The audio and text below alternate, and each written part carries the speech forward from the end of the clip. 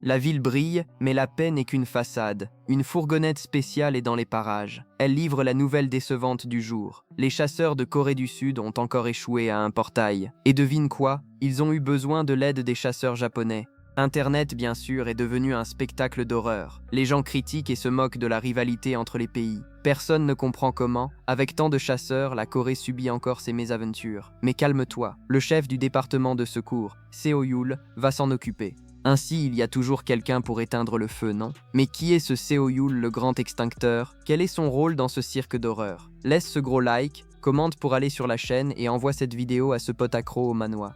Il disparaît de la société quand il trouve une nouvelle œuvre. Pendant que certains s'inquiètent de l'image, d'autres sont en plein milieu de la confusion. Un des personnages se demande pourquoi ils sont là. Les chasseurs de guildes sont tous pareils. Après tout, la réponse? Nous sommes juste des fonctionnaires de Seo Yul, avec un air de ceux qui ont déjà tout vu et un peu plus. Quelle merveille, même dans un monde post-apocalyptique, la bureaucratie est reine. Il explique que sa position est celle de chasseur de l'administration, une organisation de chasseurs de niveau intermédiaire. Il s'occupe des problèmes que les autres créent. Alors, quelle est la fonction de ce chasseur de l'administration, qui ressemble davantage à un assistant social de monstres? L'organisation est divisée en 3 départements essentiels: avant-garde, surveillance et secours. Ce Yul, bien sûr, est au secours, parce que quelqu'un doit sauver les autres quand ça devient grave. Sa principale fonction, lorsqu'une anomalie apparaît dans un portail, est d'être un chercheur. Oui, un chercheur, comme un GPS humain pour monstres, et on le voit se préparer. Une énergie violette et dorée palpite. Il est prêt à mettre la main à la pâte.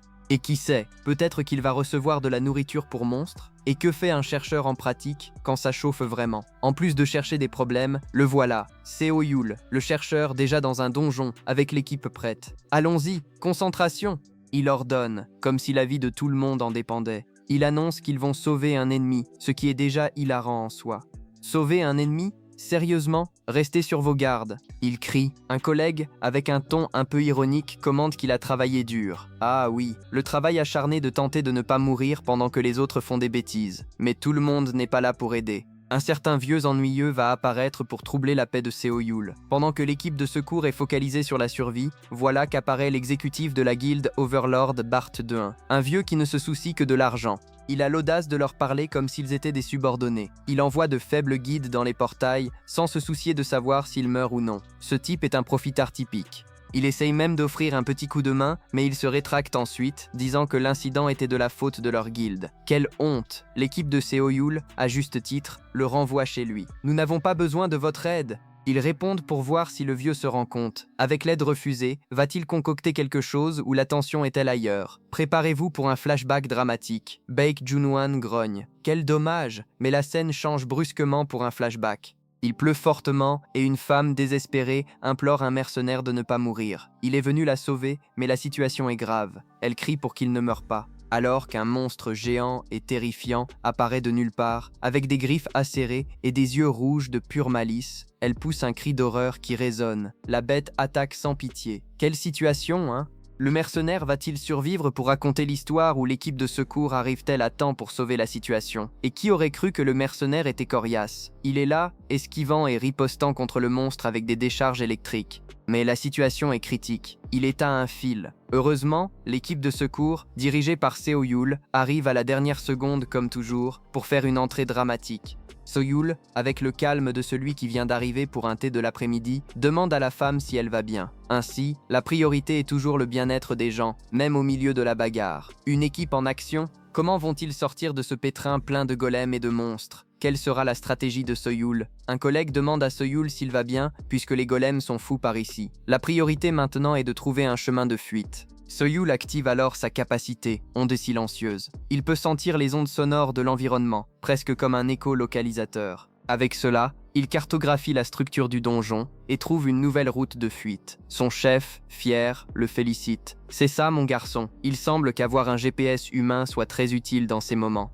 Avec la route de fuite en tête, peuvent-ils vraiment se détendre ou le danger rôde-t-il encore? Avoir trouvé la route de sortie, l'équipe décide de quitter les lieux. Le chef, toujours confiant, commente que, même avec seulement un chasseur de rang D qui doit être Sioux, pauvre lui, ils n'ont pas besoin de s'inquiéter. Il loue les compétences de détection de première classe de Sioux, assurant que tout ira bien, pas besoin de s'inquiéter.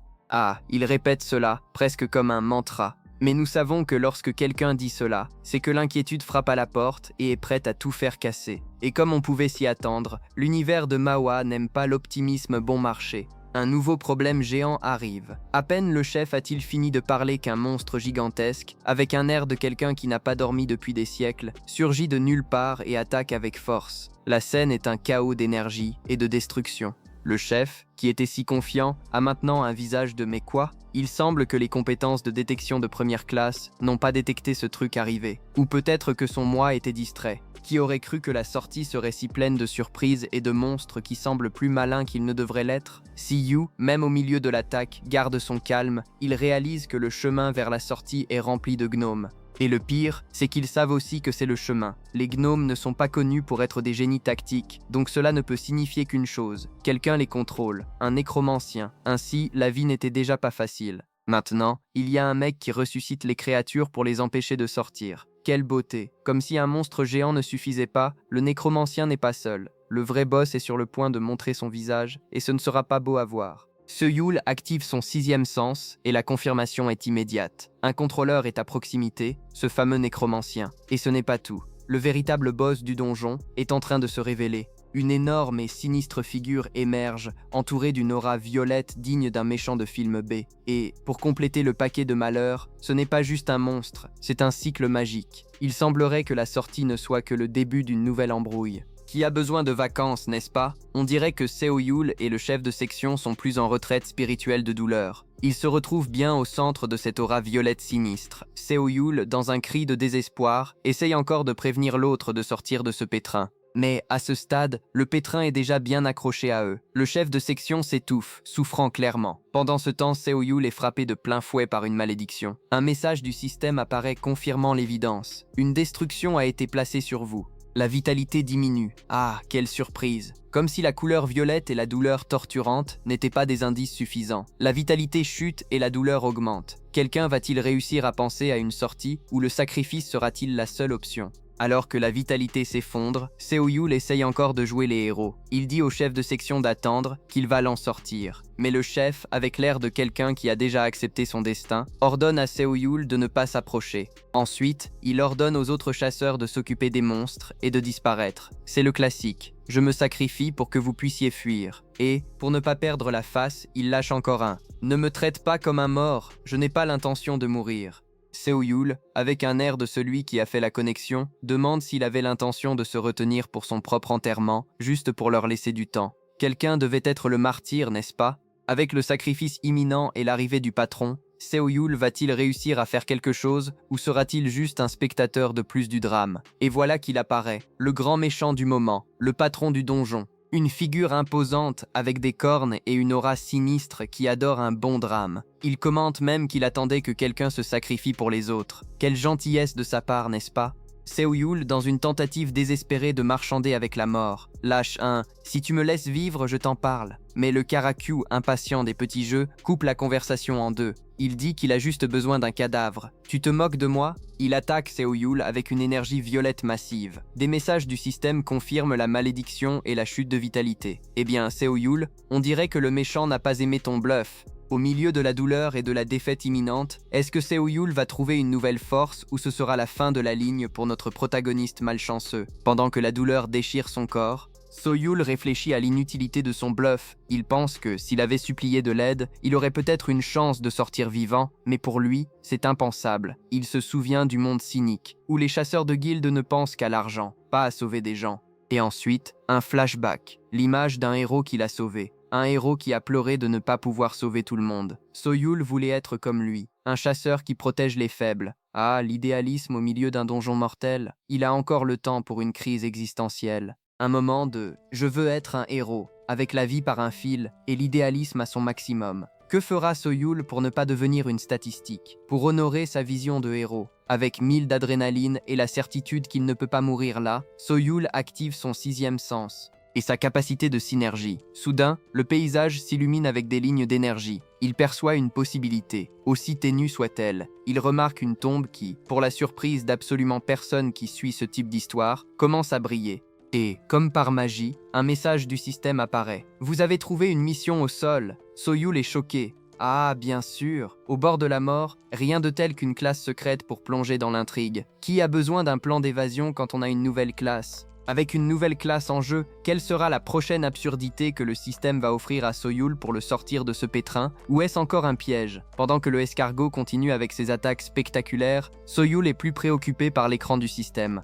La question est claire. Aimeriez-vous changer votre classe pour déchets? Déchets? Sérieusement? D'héros à mort-vivant en quelques secondes? Soyul, l'air de quelqu'un qui a déjà tout perdu, pense « c'est tout ou rien ». Quoi qu'il en soit, et avec un cri de pur désespoir et d'acceptation, il clique sur « Accepter ». Le message de confirmation apparaît « Vous avez accepté la mission de changement de classe ». Prêt, maintenant il peut devenir un nécromancien. Quelle ironie du destin! Ou peut-être juste un scénariste très créatif. Avec la classe de déchets, il accepte ce qui vient ensuite, une transformation macabre, un nouveau pouvoir ou simplement un tutoriel ennuyeux, et, en un clin d'œil, le décor change radicalement. Au revoir. Mais meurt, sombre et boss violet. Salut, environnement futuriste, plein de blocs et de lumière verte. Un message du système apparaît avec la légèreté de quelqu'un qui annonce que le pain est au four. Le tutoriel va maintenant continuer. Karaku. Le boss reste là, seul et confus, se demandant où son jouet est parti. Pendant ce temps, Seoyul apparaît avec un nouveau costume plus moderne et vérifie son profil. Le voilà, aucune classe. Mission de changement de classe en cours. Alors il n'est pas devenu une poubelle d'un coup.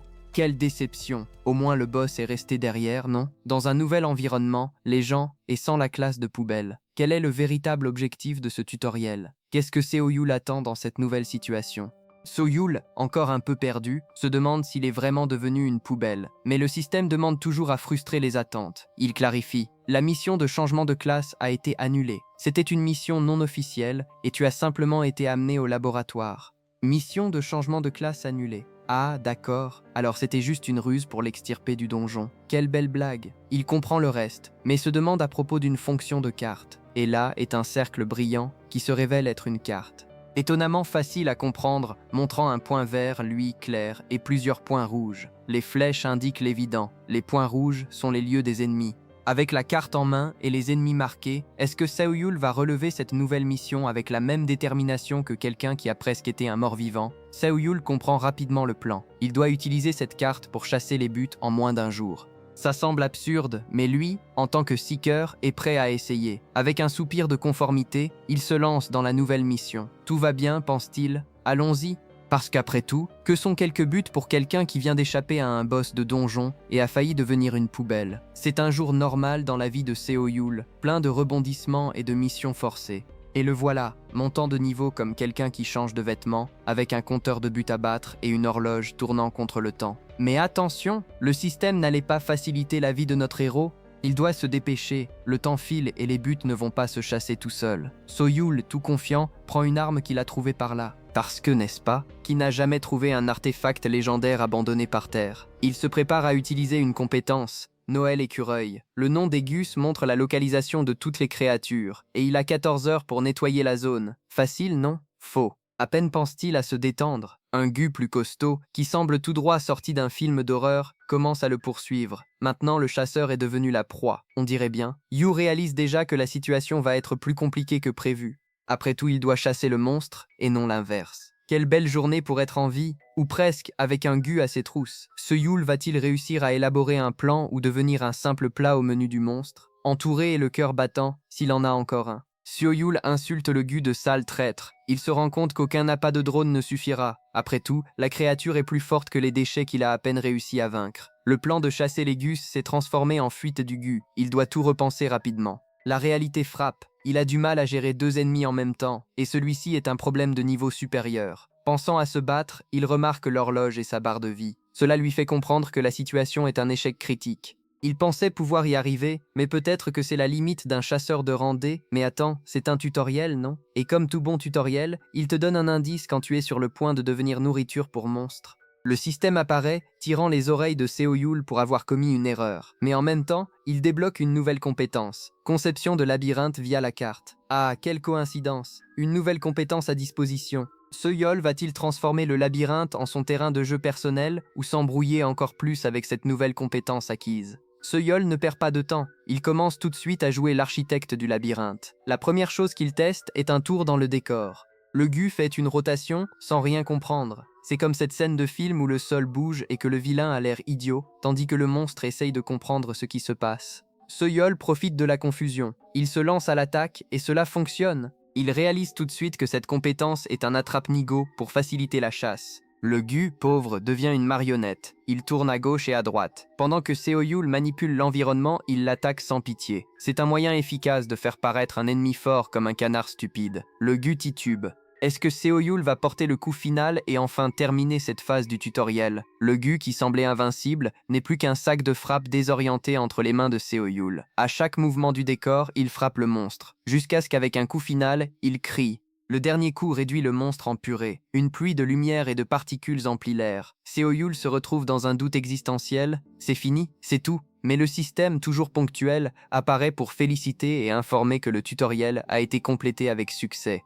Il est maintenant officiellement un monstre de labyrinthe. Et bien sûr, la question inévitable, veux-tu revenir dans le monde réel? Et pouf, le voilà de retour au milieu d'une ville sous la pluie, comme si rien ne s'était passé. Sauf que bien sûr, quelque chose est arrivé. Deux hommes en costume qui ont l'air d'avoir perdu un pari le cherchent. « Où étiez-vous, monsieur Seoyeol » demande-t-il, d'un ton qui suggère qu'il n'était pas juste en train de se promener dans le parc. De retour à la réalité, Seoyeol devra faire face aux questions et peut-être à la nouvelle compétence qui le poursuit encore. Les hommes en costume, qui se présentent comme Jun et un autre partenaire, ne sont pas du tout contents, avec des visages fermés. Ils demandent où Seoyeol a disparu, comme s'il avait pris 3 jours pour acheter du pain. Jun, plus pressé, veut déjà vérifier quelque chose rapidement. Il se trouve dans une salle bondée. Le système de Seoyeol est encore actif, affichant la compétence création de sphères. C'est une compétence qui cache le labyrinthe des autres. Cela signifie qu'il va passer la majorité de son temps dans ce monde parallèle. La compétence, la sphère, est détaillée. Elle cache le labyrinthe, rendant facile de le cacher dans le monde réel.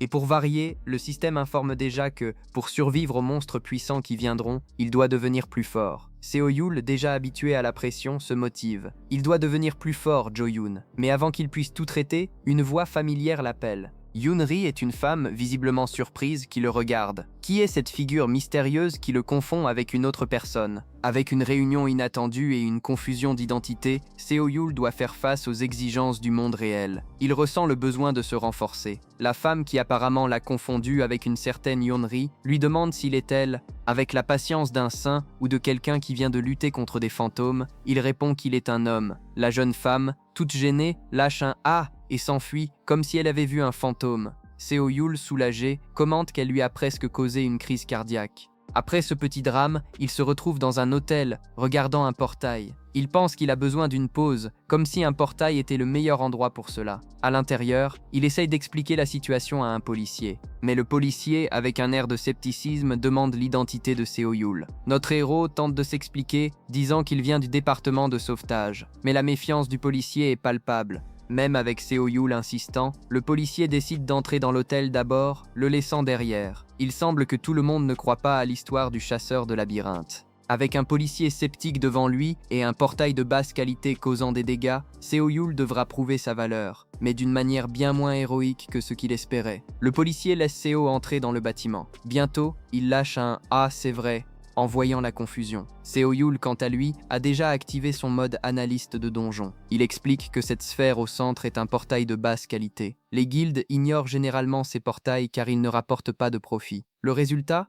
Des ruptures de donjons qui se produisent à tout va. Mais Seoyeol n'est pas là pour se plaindre, il est là pour agir. Il active à nouveau la compétence créée en sphère et réalise que, contrairement à son ancien moi, il n'hésite plus. Des gobelins, un jour de plus, des monstres à battre. Avec un sourire confiant, il invoque la compétence créée en double L, modelant l'environnement pour piéger les gobelins. Le sol se soulève, formant un piège parfait. Il se lance à l'attaque. L'ancien Seoyeol aurait peut-être hésité, mais ce nouveau Seoyeol, avec les gobelins vaincus et une nouvelle confiance, est prêt à embrasser son nouveau rôle de maître du labyrinthe. Que va-t-il se passer ensuite? Ce Seoyeol actuel, avec un sourire qui frôle le sarcasme et la malice, déclare à lui-même et au monde: le Sioux d'aujourd'hui est le maître de ce labyrinthe. Avec cette phrase accrocheuse, digne d'un méchant de film, il annonce: le vrai spectacle commence maintenant. Préparez le popcorn, car le voyage de notre héros, ou anti-héros, ne fait que commencer. À peine a-t-il eu le temps de cligner des yeux, et nous sommes déjà confrontés à un nouveau type de problème, le Red Goblin, un monstre d'une étoile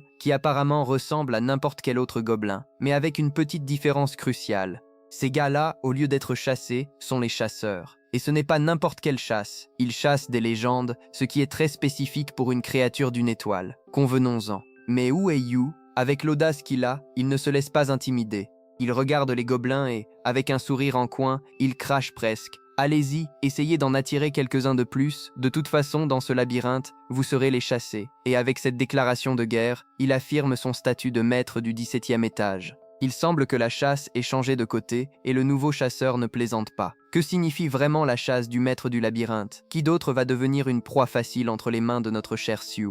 Le système montre le statut du donjon, 14 malfaiteurs alliés contre 18 gobelins ennemis. C'est le pur jus du farming automatique. Il remarque que les monstres s'habituent au labyrinthe, ce qui est bon. Mais, comme il y a plus de gobelins qui entrent dans le jeu, il sait qu'il ne peut pas se relâcher. L'ambiance est de « Qui est le chasseur maintenant ?» Avec lui défiant les créatures d'essayer leur chance, à la fin, il laisse clairement entendre. Dans son labyrinthe, ce sont les monstres qui sont la proie. Avec la zone nettoyée, il est temps de secourir ceux qui comptent vraiment dans ce désordre. Regardez ce moment mignon mais tendu. Notre protagoniste trouve la petite Somi, qui est là toute recroquevillée, morte de peur. Il arrive avec ce petit sourire de l'oncle pour rassurer la fille, disant que l'oncle a déjà tout réglé. C'est ce soulagement qui donne même une boule dans la gorge, non ?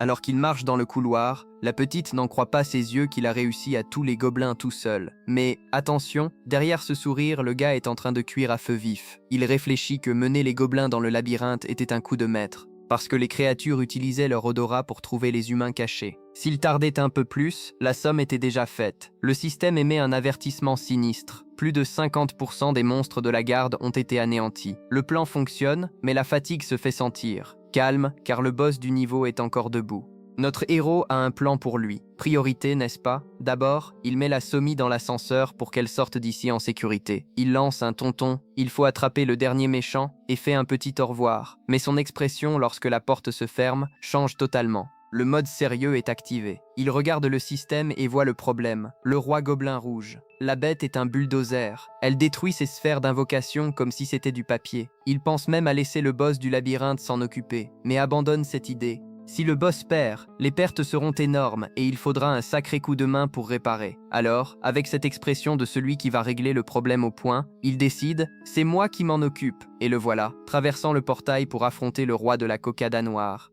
Maintenant, ça va chauffer. C'est le designer contre le roi dans un mano à mano fou. La scène est chaotique. Le protagoniste arrive et voit tout de suite que le roi gobelin ne vient pas pour rire. La bête a tout détruit. Mais notre héros est en pleine confiance, lançant un « arrête de déranger mes sphères et viens ici ». Le gobelin, bien sûr, n'apprécie pas le ton et relâche ce cri classique de vilain « je vais te tuer ». Et là, mes amis, c'est des étincelles partout.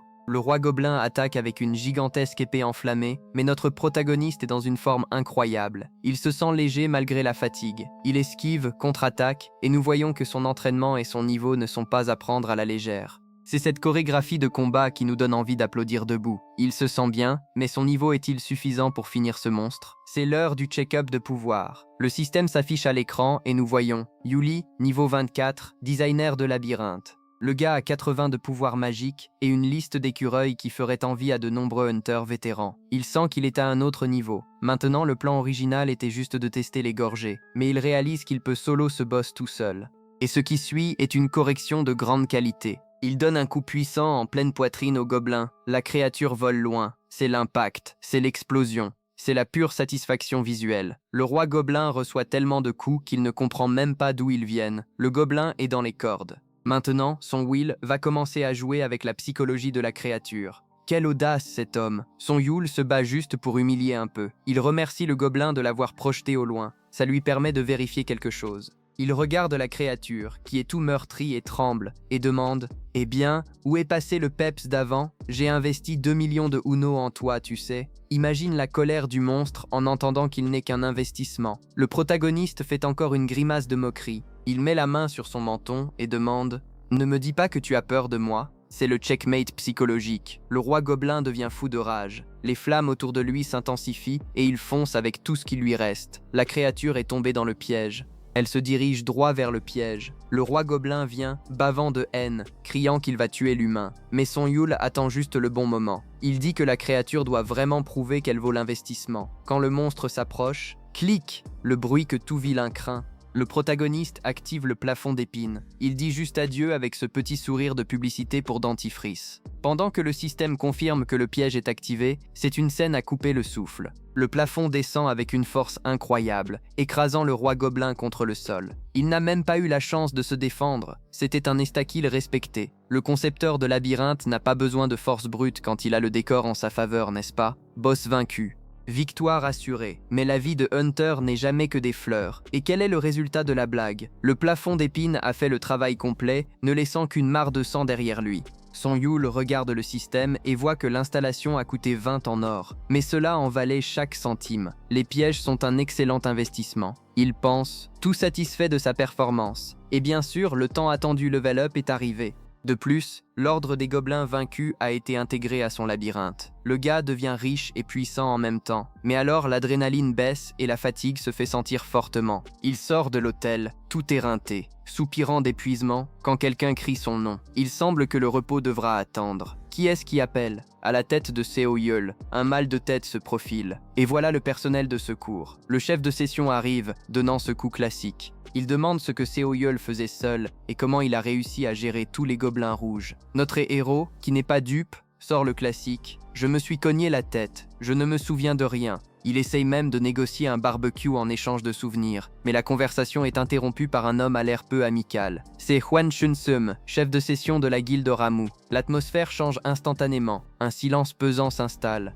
L'homme veut parler en privé et Seo-yeol accepte, sentant déjà l'odeur du problème bureaucratique se rapprocher. Quand une grande guilde apparaît de nulle part, ce n'est pas bon signe. Que veulent-ils cacher? Le discours de l'homme de la guilde est le cliché du méchant corporatif. Veuillez ne pas parler aux journalistes. Nous ne voulons pas que le désastre se propage. Il propose de payer les dommages de l'hôtel et de sponsoriser le bureau de gestion. Tout cela pour garder l'image de héros intacte. Seo-yeol commence à réaliser. Ah, c'est ainsi qu'ils font taire les gens? Il réfléchit à la manière dont les guildes avec des hunters de rang S sont beaucoup plus fiables aux yeux du public que les hunters du gouvernement, qui sont de rang D. Voir cette exploitation de la confiance des gens laisse notre héros perplexe. Il serre le poing, ressentant cette colère de celui qui sait qu'il ne peut rien faire seul. Ou peut-être peut-il? Soudain, il perd patience et attrape le type bien habillé par le col. Seo-yeol en a assez d'être gentil. Il va faire le fou et nous allons adorer. Vous pensiez qu'il allait baisser la tête? Croyez-moi, Seo-yeol affiche un sourire de quelqu'un qui vient de gagner à la loterie et commence le spectacle. Il dit qu'il n'avait pas l'intention de grossir l'histoire, mais qu'il se sentait lésé. Si tout devait se terminer ainsi, l'homme de la guilde commence déjà à transpirer. Et voilà le coup bas. Je ne sais pas combien vous comptez sponsoriser, mais je vais devoir nettoyer beaucoup de saletés que les guildes font à partir de maintenant. Il regarde profondément dans les yeux de l'homme et lâche le montant. 10 milliards? C'est bien ça, j'ai demandé 10 milliards de won. La mâchoire du représentant de Hanwoo est tombée par terre, la mienne aussi. Il termine avec un aplomb incroyable. Tu peux faire ça, n'est-ce pas? C'est le coup de maître final. Tu sais ce sentiment de devoir accompli après avoir porté l'équipe sur le dos? Eh bien, c'est ça. Notre protagoniste ici a résolu tout seul un gros problème dans un hôtel devenu donjon. En prime, il a réussi à obtenir 2 jours de congé et un peu d'argent supplémentaire de la guilde. Mérité, non? Mais regarde sa tête se détendre dans le parc avec son café glacé, pendant que ses collègues le regardent comme s'il était un extraterrestre. Des gobelins? Il a géré tout ça tout seul, se demande-t-il. Ils ne savent pas que notre humain ici a éveillé une classe secrète de designers de labyrinthe. Il joue à un autre niveau, mais préfère garder un profil bas pour ne pas attirer les ennuis. L'objectif maintenant est de s'occuper de son propre labyrinthe. Les tutoriels ont un détail, maintenir cette extension mystique coûte cher. Pour réparer quelques murs fissurés et faire réapparaître les monstres, le système demande de l'or, la monnaie des chasseurs. Le prix est à faire tomber par terre. Mais pendant qu'il fait les comptes pour voir si l'investissement en vaut la peine, sa paie est comptée en secondes. L'ambiance de congé s'envole. Regardez le désespoir d'Ali Jongwina au téléphone. Elle est du département de surveillance et implore notre héros de l'aider à retrouver quelqu'un. Lui, qui voulait juste terminer son café tranquillement, lui dit franchement « Débrouille-toi, tu es de la surveillance ». Elle fait tout pour l'attirer, allant même jusqu'à offrir un barbecue de viande noble et disant qu'elle est une dame délicate. Demandant sa réaction, un silence qui en dit long. Mais avant cela, nous voyons le drame financier. La réparation du labyrinthe a coûté 53 ors, ce qui équivaut à environ 5,3 millions de won. C'est presque le double du salaire mensuel du gars. Il paye la facture avec douleur dans le cœur. Et quand Jong rappelle, désirant utiliser ses compétences de scout pendant ses jours de congé, que fait-il? Il raccroche au nez. Allô? Allô? Elle se retrouve à parler toute seule. Sauf que le destin est taquin. La personne qu'elle cherche tant est littéralement devant lui. Jung atteint enfin le vieux dans le parc et reste surpris. Comment l'as-tu trouvé? Si même la surveillance n'y est pas parvenue, le vieux, sans demander la permission, a fait un mouvement brusque. Seo-yul, déjà en mode alerte, a pensé que c'était un vieil ami. Et s'il était toujours là, la situation était plus sérieuse qu'il n'y paraissait. Il ressentit une aura rouge sombre et lourde, celle que seules les plus puissantes des éveillés dégagent. Ce n'était pas une blague. Il réfléchit, réalisant que le vieux était en train de s'impliquer dans cette aura massive. L'ironie flottait dans l'air. Malgré tout ce pouvoir, Seo-yul ne ressentait aucune malice émanant de lui. Était-ce vraiment lui? Il se demandait, confus par l'absence d'intention meurtrière. Le vieux demanda à Seo-yul s'il savait jouer. Notre protagoniste, avec sa modestie habituelle, répondit qu'il savait un peu. Le vieux le défia alors de donner un conseil sur comment le vaincre. Seo-yul, sans hésiter, suggéra qu'il bouge son pion en premier. Et c'est à ce moment-là que quelque chose d'étonnant se produisit. Le sixième sens de Seo-yul fut activé. Avec son sixième sens à plein régime, il confirma ses soupçons. Ses inquiétudes étaient infondées. C'était définitivement lui. Le vieux n'était pas n'importe qui. C'était l'un des 5 chasseurs de rang S de Corée. Le maître des armes, capable de transformer n'importe quoi en une arme mortelle. Et pour sceller son identité, il avait ce regard rouge sombre inconfondable. Oui, c'était Kang Ta-san, en personne, le légendaire maître des armes. Après toute cette révélation explosive, Kang Ta-san expliqua que le bâtiment de l'administration nationale des éveillés était à bout de nerfs. Il fonctionnait à pleine capacité. Cela signifiait qu'il ne pouvait plus gérer de nouveaux éveillés, mais qu'il ne pouvait pas non plus simplement les écarter. La solution? Trouver des choses à leur faire faire. En d'autres termes, ils avaient besoin de quelqu'un pour gérer ces éveillés problématiques de manière efficace. Et c'était pour cette raison, mes chers amis, que les chasseurs de l'administration étaient là ce jour-là. Probablement pour résoudre une nouvelle petite pagaille avec la surpopulation d'éveillés et le besoin d'un gestionnaire. Quelle serait la proposition indécente que Kang Tae-san ferait à Seo-yul? Kang Tae-san, le maître des armes, se tourna vers Seo-yul et lui demanda ce qu'il pensait du rôle de Lee Jung. Seo-yul, avec un air préoccupé, répondit qu'elle était une recruteuse d'éveillés. Mais Tae-san ne se contenta pas de cela. Il demanda, avec un éclat dans les yeux, qui Seo-yul pensait être Lady Jungi pour exercer correctement son pouvoir. Seo-yul, sans détour, lança la bombe. Elle avait besoin d'un disciplinateur. Tae-san, avec un sourire énigmatique, acquiesça sur le champ. Un disciplinateur. Il a demandé ce que Seo-yul pensait. Notre protagoniste, sans hésiter, a dit qu'il croyait qu'il faisait ce qu'il faisait. Seo-yul, visiblement confus par sa propre réponse, s'est demandé « Qu'est-ce que c'était que ça ?» Mais Tae-san, ignorant la confusion, a affirmé avec conviction que la loi d'un guide était arrogante. Il a promis à Seo-yul qu'il ne regrettait pas. Seo-yul, avec son sarcasme habituel, a répondu « Cependant, c'est la meilleure réponse ». Kang Tae-san, le maître des armes, a simplement remercié pour une proposition si subtile et pour une promesse de non-regret. Que demandait réellement Tae-san à Seo-yul? Seo-yul, avec la plus grande naïveté du monde, a demandé s'il devait juste donner une réponse. Mais Kang Tae-sa, le maître du blabla, a corrigé « non ». Il devait discipliner Lee Jung-wi. Seo-yul, déjà perdant patience avec le théâtre, a questionné pourquoi Tae-sa faisait tant de drame à cause d'une seule question. Le vieux a alors révélé la carte finale. S'il réussissait un test, il recevrait un entraînement. Seo-yul devait juste donner sa réponse. Et bien sûr, notre protagoniste a accepté. « Je suis bon à ça », pensa-t-il, avec la confiance de toujours. Kang Tae-sa, réalisant l'acceptation, a dit qu'il n'avait pas besoin de suivre le plan original, mais que c'était bien de réussir le test. Pour le maître, devenir son disciple signifiait plus que devenir plus fort. C'était une chance d'atteindre une position élevée. Tae-sa, se sentant un peu plus motivé, a appelé Seo-yul garçon. Seo-yul, avec un regard déterminé et le poing serré, pensa « plus que suffisant ». Après tout, qui ne veut pas plus de pouvoir et une chance de progresser dans la vie, même si cela signifie supporter un vieux excentrique et un supérieur arrogant? Avec Seo-yul acceptant le défi de devenir disciple de Kang Tae-san, quel sera le premier test que le disciplinateur de Lee Jung-gi devra affronter? L'idée de jouer les cupides des compétences, offrant un pouvoir qu'il dit être simple à utiliser, était en jeu. Le vieux, avec ce calme de celui qui a déjà tout vu et bien plus, déclare simplement qu'il va passer une compétence à Seo-yul. Notre héros bien sûr pense « Ah d'accord, encore une de celles-là ». Mais le vieux insiste, parlant de la compétence suprême du maître des armes et de quelque chose appelé une autre pierre. Cela va apparemment rendre Seo-yul super fort, peu importe où il se trouve. Il semble que le destin ait décidé de frapper à sa porte avec une offre irrésistible de super pouvoir. Et bien sûr, Seo-yul, qui n'est pas idiot, voit cette opportunité comme un billet d'or. C'est sa chance d'arrêter de s'inquiéter pour l'argent, de se concentrer sur ce qui compte vraiment, réparer l'or fissuré. Qui sait, peut-être un tournant dans sa vie, la possibilité de devenir une légende, ou au moins quelqu'un qui n'a plus à stresser pour les factures, est trop tentante pour être ignorée. Alors, avec l'air de quelqu'un qui s'apprête à gagner à la loterie, mais avec une pointe de méfiance, il se prépare pour ce qui va suivre.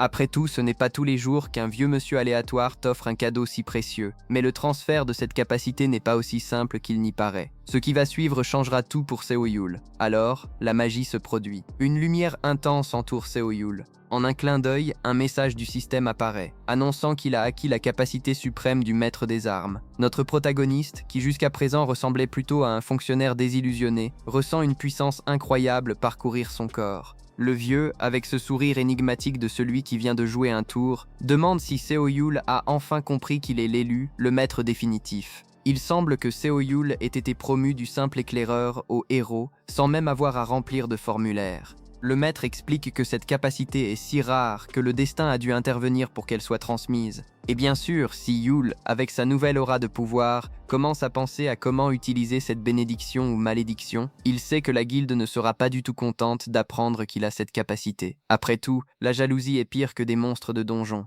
Il décide que, pour l'instant, cette information restera secrète. Après tout, qui a besoin de drame quand on a des super-pouvoirs? Maintenant qu'il a cette capacité, la grande question est, quel sera le véritable but derrière tant de pouvoir? Avec sa nouvelle compétence coursant dans ses veines, Seo Yul se plonge dans une auto-analyse digne d'un monologue de film B. Il se demande pourquoi, après tout, il a besoin d'une arme. La réponse est plus complexe que de simplement tuer des monstres. Il se souvient d'un passé sombre, d'une personne qui l'a sauvé et qui, d'une certaine façon, il lui a laissé une dette de gratitude et un désir ardent de protéger. Il est devenu le chasseur de l'agence, pas pour la gloire ou la fortune, mais pour avoir la force nécessaire pour protéger ceux qui ne peuvent pas se protéger. C'est presque poétique, si ce n'était pas si cliché. Il veut être plus fort, si fort qu'il puisse affronter n'importe quoi. Des monstres géants aux bureaucrates ennuyeux. L'image de sa détermination est à couper le souffle, comme l'aura rouge et puissante. Cela montre qu'il est prêt à tout. Ce n'est pas une question de vengeance, mais un idéal de justice et de protection.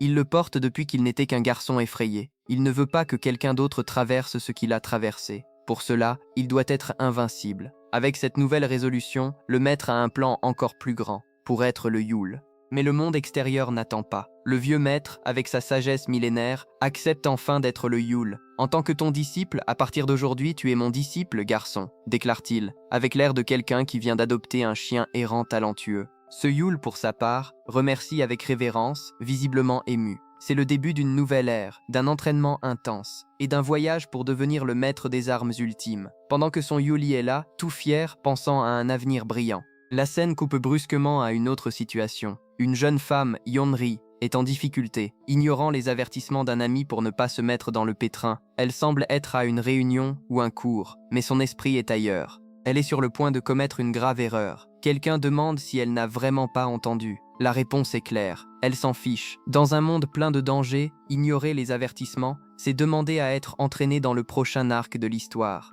Son ami, avec un regard inquiet, essaye de la mettre en garde contre les dangers de fréquenter certaines personnes, mais elle semble sourde. Il mentionne que son ami, celui qu'elle admire, est un vrai chasseur, et non quelqu'un avec qui on plaisante. Son Yuri sait à peine que, pendant qu'il se prépare pour l'entraînement, la personne qui lui tient à cœur est en danger. La situation est sur le point de s'aggraver. L'intrigue se complique. Un jeune maître, avec un air de méchant de soap opéra, semble être impliqué dans la situation. Yeonri donne des ordres, et l'ami d'Yeonri, qui a essayé de la prévenir. Il est apparemment emmené vers une destination peu agréable. « Où penses-tu que tu vas ?» il demande d'une voix menaçante. Pendant ce temps, Seo Yul, avec sa nouvelle compétence, enquête sur quelque chose de grand. Il trouve une épée légendaire, l'épée de l'évolution. Ce n'est pas seulement une arme, mais un objet avec des exigences absurdes pour être utilisé. Il est temps d'évoluer au niveau de maître d'armes, dit la description, comme s'il s'agissait d'un tutoriel de jeu. Il réalise que le directeur de la guilde est profondément impliqué dans toute cette histoire. Cette épée pourrait être la clé pour percer les mystères et protéger ses amis. Il essaye de confronter le directeur, qu'il esquive en disant qu'il est occupé.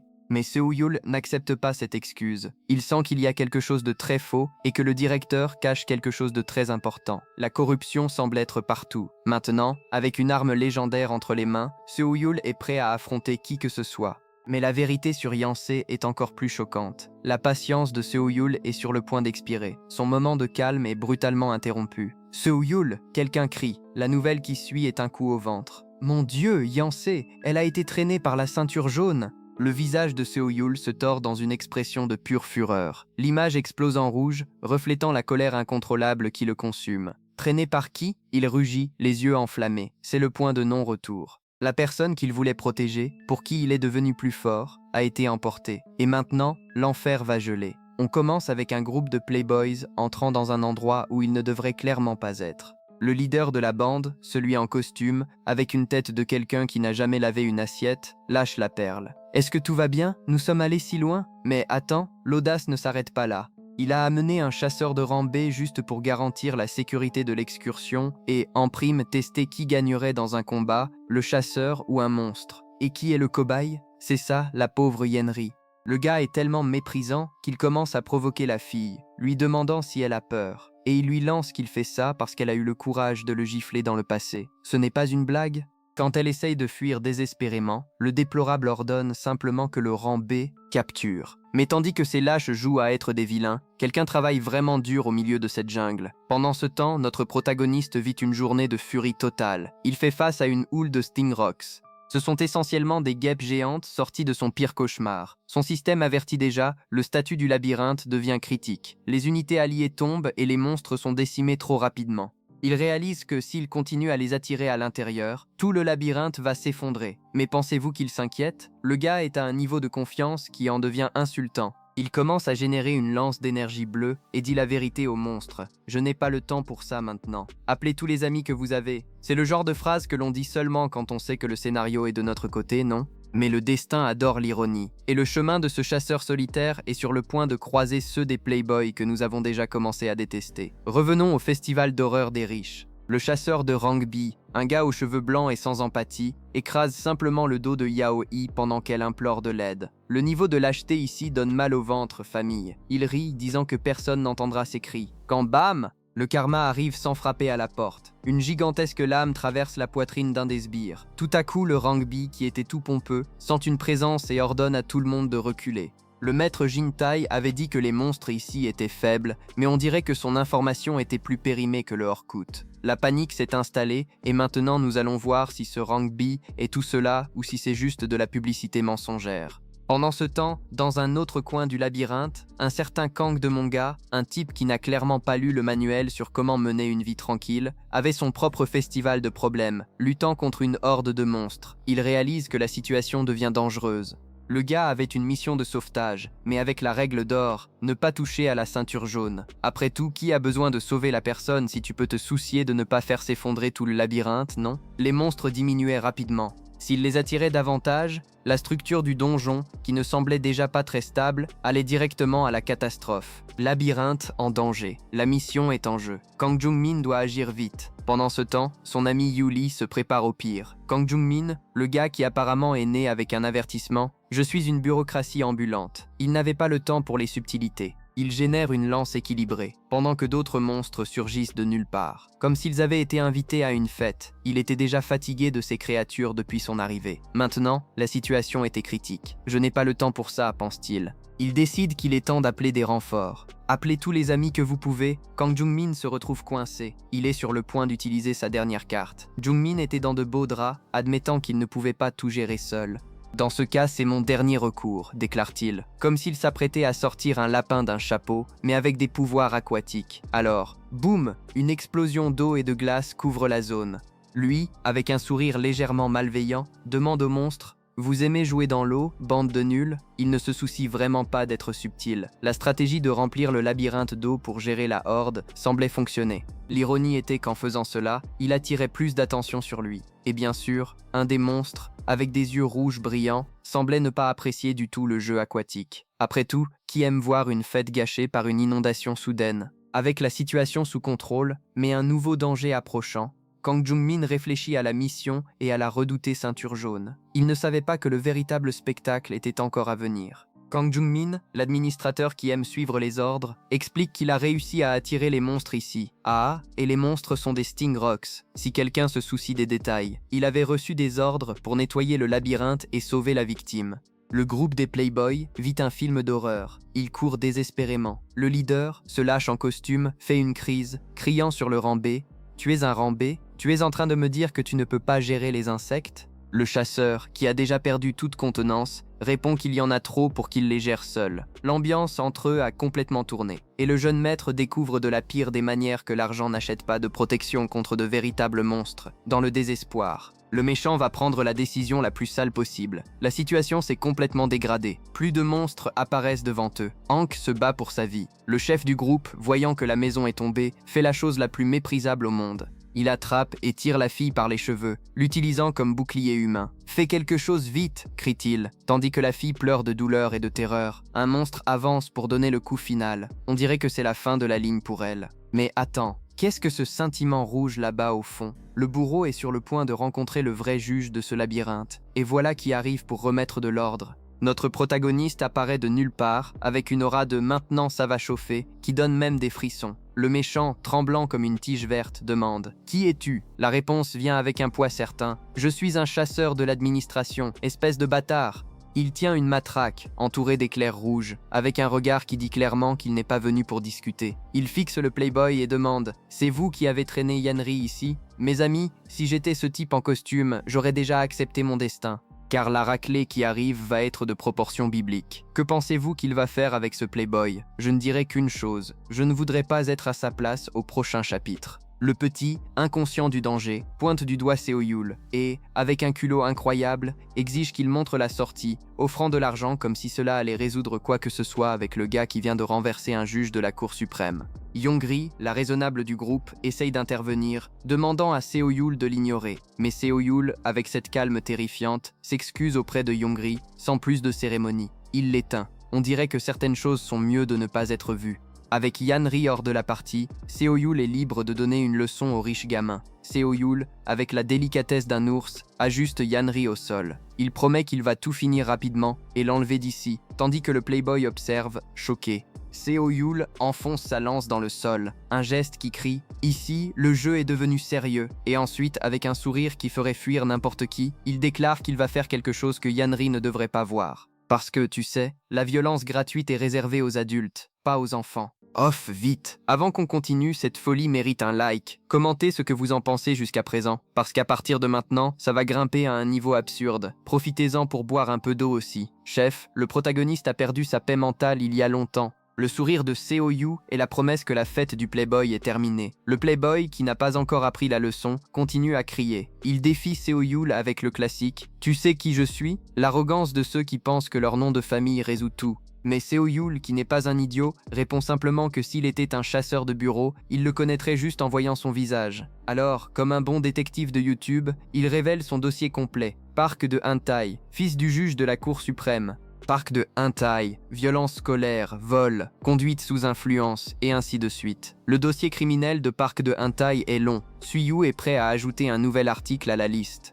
Il conclut le dossier en décrivant Park de Hentai comme un gars qui commet toutes sortes de crimes et couvre tout avec de l'argent. Le Playboy, toujours confiant dans son impunité, demande avec mépris « Et alors, que vas-tu faire à ce sujet ?» La réponse de Seo-Yul, un coup de poing au visage, direct et sans détour. On dirait que l'argent n'achète pas l'immunité à un bon coup de poing. Le coup n'est que le début de la leçon que Seul a pour Park de Hentai. Park de Hentai pousse un cri de douleur. Seul, avec un sarcasme aiguisé, demande s'il aimait résoudre tout avec de l'argent jusqu'à présent. Alors, pourquoi ne pas essayer de me soudoyer aussi avec de l'argent? Tue-le, provoque-t-il, avant de porter un autre coup. On dirait que la monnaie d'échange a changé.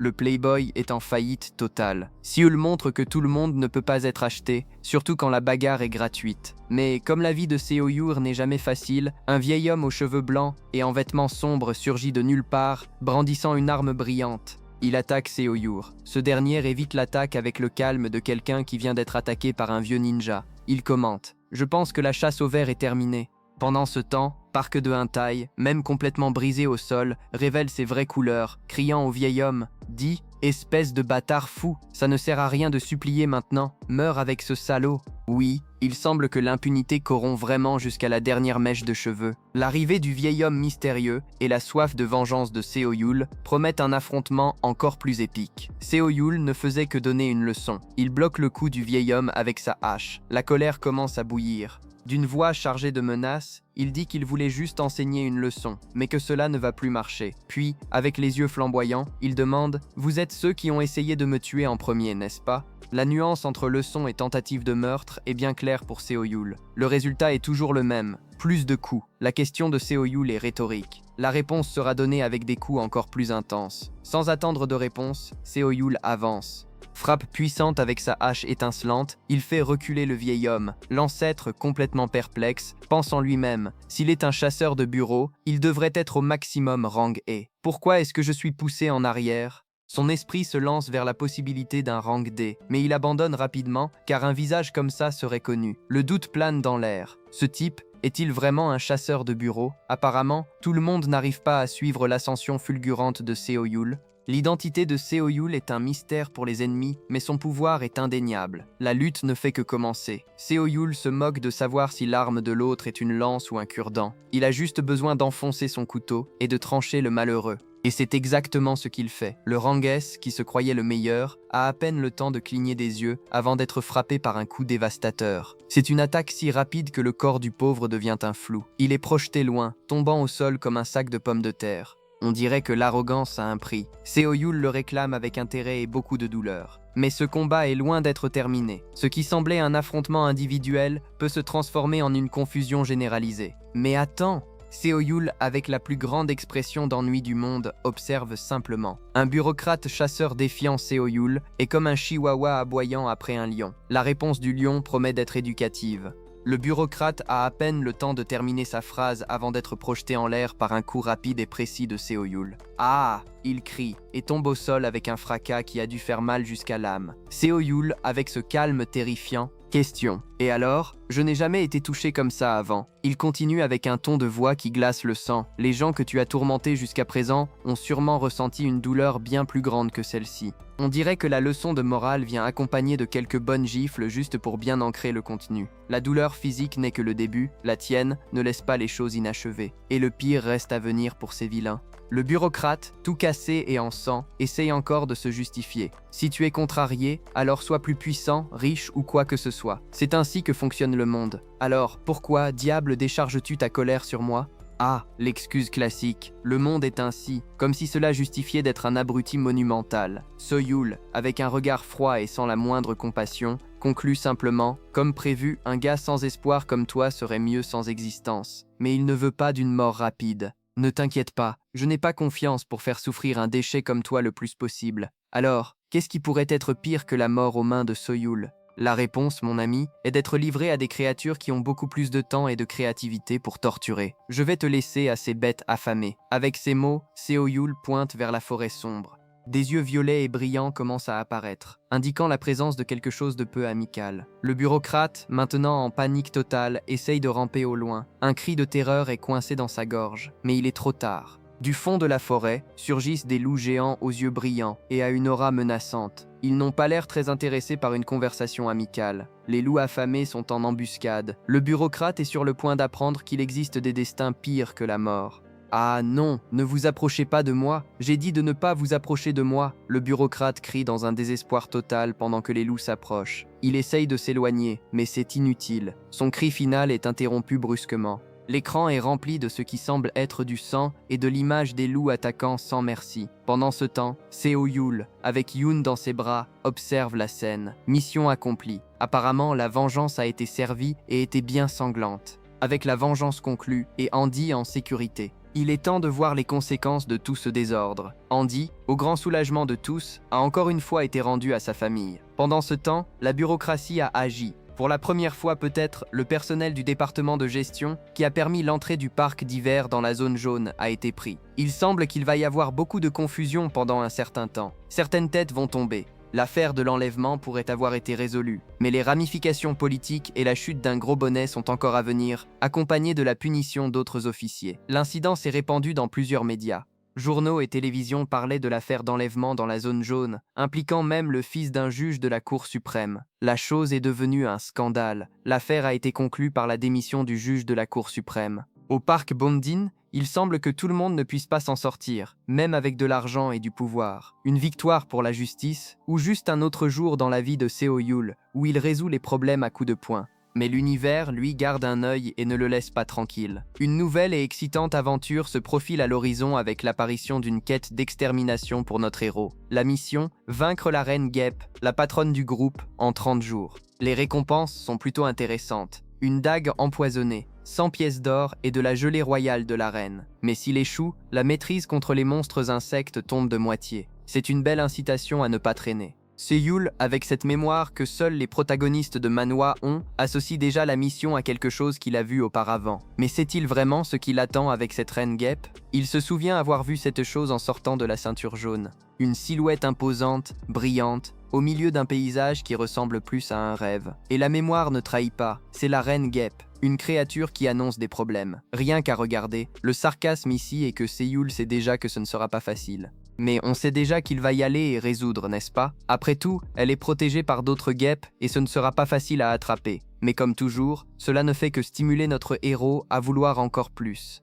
Et quelle serait la réaction d'un chasseur si particulier face à un tel défi? Un collègue, ou peut-être un chef fatigué, apparaît avec une pile de papier. Il demande à Seoul s'il va terminer la paperasse avant de sortir. C'est le moment où le héros doit faire face aux désagréments de la vie réelle. Seoul, avec l'expression de quelqu'un qui préférerait chasser des monstres, est obligé de s'asseoir. Probablement, il fera le strict minimum. Pendant ce temps, le temps pour la mission des guêpes s'écoule.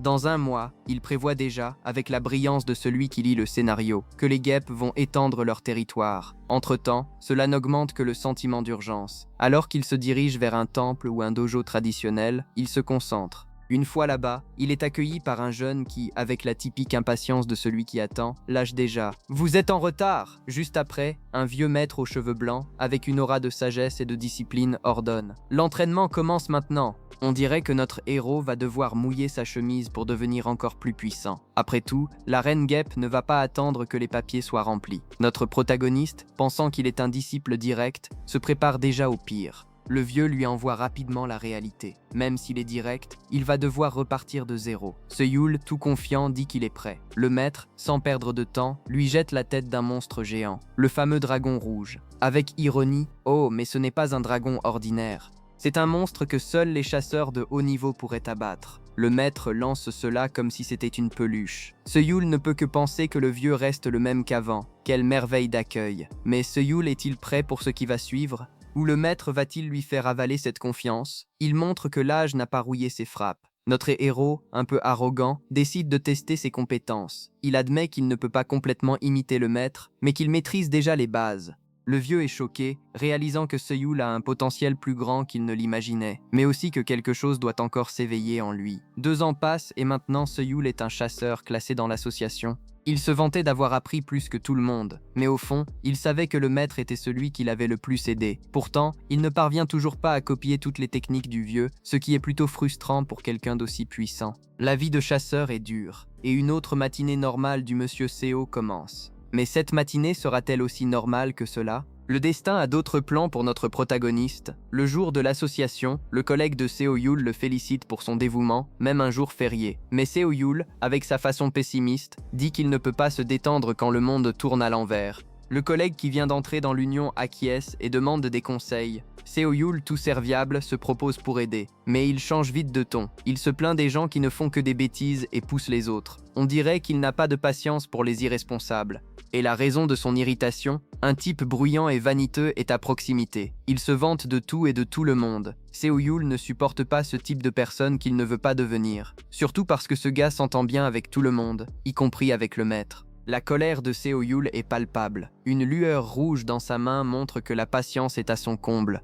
Cette irritation va-t-elle se transformer en quelque chose de plus dangereux? Ou Seoul parviendra-t-il à garder son calme et à ne pas exploser? Vous savez, ce gars qui semble avoir été dessiné par un artiste ne sachant faire que des gens beaux et talentueux, eh bien c'est Seoul. Le gars arrive tôt au dojo, même pendant le jour férié, et pour empirer les choses, il décide de faire le ménage. Son collègue, que nous appellerons l'envieux de service, essaye de lui faire un sermon. Il dit qu'un disciple direct ne devrait pas nettoyer le sol, car cela mettrait les autres mal à l'aise. Mais Seo Yul affiche ce sourire de pub de dentifrice et dit que nous sommes tous dans le même bateau pour gagner les résultats. L'envieux reste là, pensant « Mec, quel gars irritant, pourquoi doit-il être si sympa ?» Notre envieux passe les 2 semaines suivantes à surveiller le gars, attendant qu'il fasse une erreur. Mais Seo Yul est comme un robot, il s'entraîne même plus tard, ne se vante de personne, et est le pote de tout le monde. C'est le genre de gars que vous voulez détester, mais vous finissez par vouloir être son meilleur ami. En parlant d'amitié, il semble que la glace commence enfin à fondre. Après un entraînement intense qui mettrait n'importe lequel d'entre nous en mode soumission, Seo Yul est là, en sueur, mais serein. Notre ancien haineux ne peut pas s'empêcher de tendre une bouteille d'eau. Il abandonne enfin les formalités et l'appelle Hyunim.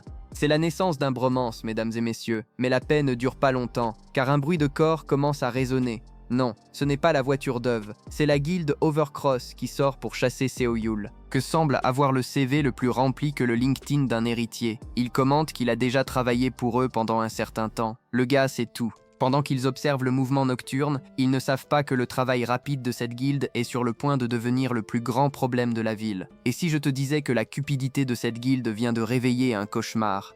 Une porte vers la forêt où les membres de l'Overcross réalisent un transport illégal de grande envergure. Ils ont capturé l'orque de sang de fer et rigolent, pensant qu'ils vont pocher 12 milliards de won. Ces gars-là sont tellement arrogants qu'ils commencent à se moquer même du collier du monstre, le qualifiant de déchet. Une erreur fatale, non les gars? Règle numéro 1 des maniaques, ne sous-estimez jamais le monstre qui a un nom propre et des yeux rouges brillants.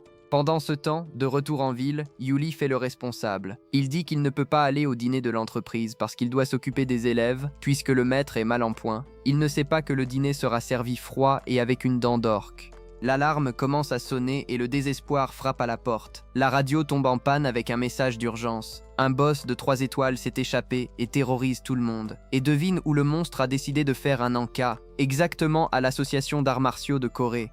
Pendant que la scène se transforme en un lieu d'accident avec une destruction massive, c'est le lieu de l'accident du maître coréen, Monsieur Lee. Un trou gigantesque se forme dans le sol, et la question qui reste sans réponse est « D'où diable cela vient-il » Au milieu du chaos, le jeune disciple essaye désespérément de tirer une femme du danger, mais elle est paralysée. Le monstre aux yeux rouges, ensanglanté et menaçant, apparaît. Le jeune ne peut que balbutier. Le maître est là, tout blessé, dans un choc total. Il semble que l'entraînement n'était pas suffisant pour ce qui allait arriver, et le dit monstre de chair et de sang, prêt à attaquer. Le jeune vit un de ces moments classiques d'auto-analyse. Il pense à la façon dont il se croyait l'exception parmi les autres, et qu'il était privilégié de piétiner les faibles, utilisant les autres guildes comme appât. La vie était belle quand il était le portier, mais l'ironie, il réalise qu'au fond, il n'était qu'un pion jetable sur l'échiquier de la vie. Maintenant, voyant la créature horrifique devant lui et le maître blessé, il décide qu'il ne veut plus être celui qui pourrit dans un coin. Non, il veut aider. Comme ça, soudainement, une épiphanie arrive. Il a du mal à tenir debout, mais il jure qu'il va se battre encore une seconde. Juste pour ne pas connaître le même destin que ce malheureux, peu importe qui est le chanceux. Alors, dans un coup de maître du scénario, une explosion d'énergie surgit. Cela montre que le gars est prêt à inverser la situation, ou au moins à mourir d'une manière plus stylée en essayant. Mais avant qu'il puisse devenir le héros, le maître a quelques mots à dire, et un cadeau plutôt particulier à offrir. Le maître, même blessé, décide qu'il est temps d'être le héros. Il dit aux figurants de partir en remerciant pour le bon travail. Et que, à partir de maintenant, le reste est entre ses mains. Genre, merci d'avoir failli mourir pour moi, maintenant laisse le professionnel s'en occuper. Bien sûr, un système demande à Seo Yul s'il veut charger un fichier sauvegardé. Ce qui est plutôt pratique, non ? Apparemment, le maître se sacrifiait pour que Seo Yul puisse se sauver. C'est un gros cliché, mais on accepte. Mais attends, Seo Yul, avec son air de celui qui n'a rien compris, dit que le maître est trop lent et qu'il ne pourra pas s'échapper. Le maître, avec un air de « tu es idiot » ou « tu fais semblant », explique que la créature n'est pas le vrai boss. C'est un corps factice d'un certain boss de labyrinthe, un golem de chair avec un fragment de noyau. Puis, dans un coup digne d'un RPG, le maître lance un objet à Seo Yul, un certain noyau de pouvoir total. Ah, alors c'était ça. Le maître donnait un pouvoir à son élève. Pratique, avec un nouveau jouet entre les mains, Seo Yul est prêt à montrer à ce golem qu'il n'est pas juste un morceau jetable. Il active un noyau de pouvoir total et bien sûr devient une super sardine. Soudain, avec une aura rouge très voyante, le système, toujours serviable, confirme qu'il a acquis le noyau du boss du labyrinthe. On dirait que le maître savait ce qu'il faisait, non? Seo Yul commence à attaquer le monstre, qu'il appelle déjà corps factice, avec une force impressionnante. Il remarque même que la bête a cessé de saigner, ce qui est un détail très important pour quelqu'un qui est en plein milieu de la bataille. Il pense qu'il va gagner, et nous croyons car après tout, il vient de recevoir un power-up d'un objet légendaire. Le jeune continue à massacrer le faux corps du chef du labyrinthe. Maintenant, il se bat comme jamais. C'est une battue digne d'un film d'action, avec des explosions d'énergie et tout le reste. So-Yul, avec sa nouvelle force, trouve une brèche dans la défense du monstre. Il ne sait que grogner et montrer les dents, comme un chien en colère qui n'effraie personne. Mais cette fureur récemment découverte sera-t-elle suffisante pour vaincre le monstre? Ou cache-t-il encore une carte dans sa manche? Apparemment, ce n'était pas juste une carte, mais tout un jeu de tricks. Le système annonce triomphalement que le faux corps du chef du labyrinthe a été vaincu, et que le cœur du labyrinthe a été amélioré. Waouh, quelle victoire rapide! So-Yul, avec l'air de celui qui vient de découvrir que le Père Noël n'existe pas, réalise qu'il a été trompé, et qu'il est derrière la 9e porte. On s'en doutait, n'est-ce pas? L'écran commence à scintiller, l'environnement se déforme. Un nouveau système de Estella's Pain est activé. Pour le choc de 0 personne, le monstre qui était vaincu ressurgit. Mais maintenant, il est bien plus grand, avec une tête qui dit qu'il va rendre la pareille. So-Yul, avec l'audace de celui qui n'a rien appris, décide de se lancer dans un nouveau round. Même après avoir été manifestement trompé, il attaque le monstre. Le monstre ne perd pas de temps et le frappe de plein fouet. Le système, avec son timing impeccable, annonce que le cœur du labyrinthe a été activé. L'environnement continue de se tordre. Et, si vous pensez que c'est fini, So-Yul a encore des cartes dans sa manche. Ou mieux, au plafond. Un autre tir, il crie. So-Yul, avec ce regard déterminé à ne pas s'arrêter avant de voir l'ennemi au sol, est un maître en préparation. Comme un Batman des mers, mais avec des labyrinthes. Il active un autre piège. Un plafond de pique. Un bloc gigantesque de pierre et de métal s'effondre sur l'orque, écrasant tout sur son passage. Le bruit est assourdissant. So-Yul confesse qu'il a monté un combo de pièges juste par précaution, au cas où les choses tournent mal. Regardez le niveau de planification du garçon. Il observe le désastre avec un air de devoir accompli. On dirait que le barbecue de l'orque est prêt, non? Mais non. Le système a un avertissement de dernière minute. So-Yul est là, tout satisfait, pensant que son investissement dans les pièges en valait la peine. Il commence même à pleurer pour l'or perdu et la durabilité du labyrinthe, qui est tombée à 72%. Il serait difficile de le prendre sans le labyrinthe. Il admet. Mais là, le sol commence à trembler d'une manière différente. Il se libère, confus, des décombres. L'orque au sang d'acier renaît des cendres. Il est plus rouge et plus féroce que jamais. Le système envoie l'alerte rouge. Le monstre est entré en état de berserk. Le rugissement de la créature est si fort qu'il brise presque le 4e mur. L'endroit s'effondre. Il décide qu'il est temps de sortir le combat en créant un portail. Pendant ce temps, le maître dehors, avec un air d'inquiétude qui ne trompe personne, murmure que Xiu-Yu a réussi à s'échapper, comme s'il avait un doute. Xiu-Yu émerge du portail, épuisé, mais avec cette pose de héros qui vient de sortir d'une zone de guerre. La lutte continue, mais maintenant sur une nouvelle scène. Xiu-Yu devra prouver que l'entraînement en valait la peine. Le monstre qui adore la chasse suit Xiu-Yu à l'extérieur. Xiu-Yu, pour sa part, a un rapide flashback sur la façon dont le maître l'a toujours poussé, lui et les autres, et comme il était faible et pathétique dans le passé. Mais hey, ces 2 semaines d'entraînement avec le maître l'ont transformé en prodige. Le monstre attaque, mais So-Yul, maintenant un véritable maître des arts martiaux, dévie le coup avec une facilité impressionnante. Et ce qui est mieux, c'est qu'il s'amuse. C'est vraiment amusant, pense-t-il, alors qu'il est au milieu d'une bataille mortelle. Parce que bien sûr, la meilleure façon de gérer un monstre géant qui a presque tué, c'est en s'amusant. Quel dénouement digne d'un protagoniste de manga, avec Yu-Yu maintenant complètement dans son élément. La vraie lutte contre le labyrinthe boss peut enfin commencer. Mais la question est-ce que le plaisir va durer? Le plaisir, mes amis, est ce que le protagoniste recherche. La véritable lutte contre le labyrinthe boss, qui promet d'être un véritable cauchemar, est devenue le terrain de jeu privé de Xiu-Yu. Il dévie les coups du monstre avec une facilité qui frôle l'effronterie, un sourire sur le visage. Son esprit pense, c'est vraiment amusant. Bien sûr qu'il ne s'amuserait pas dans une bataille mortelle contre une créature géante qui peut te pulvériser à tout moment, n'est-ce pas?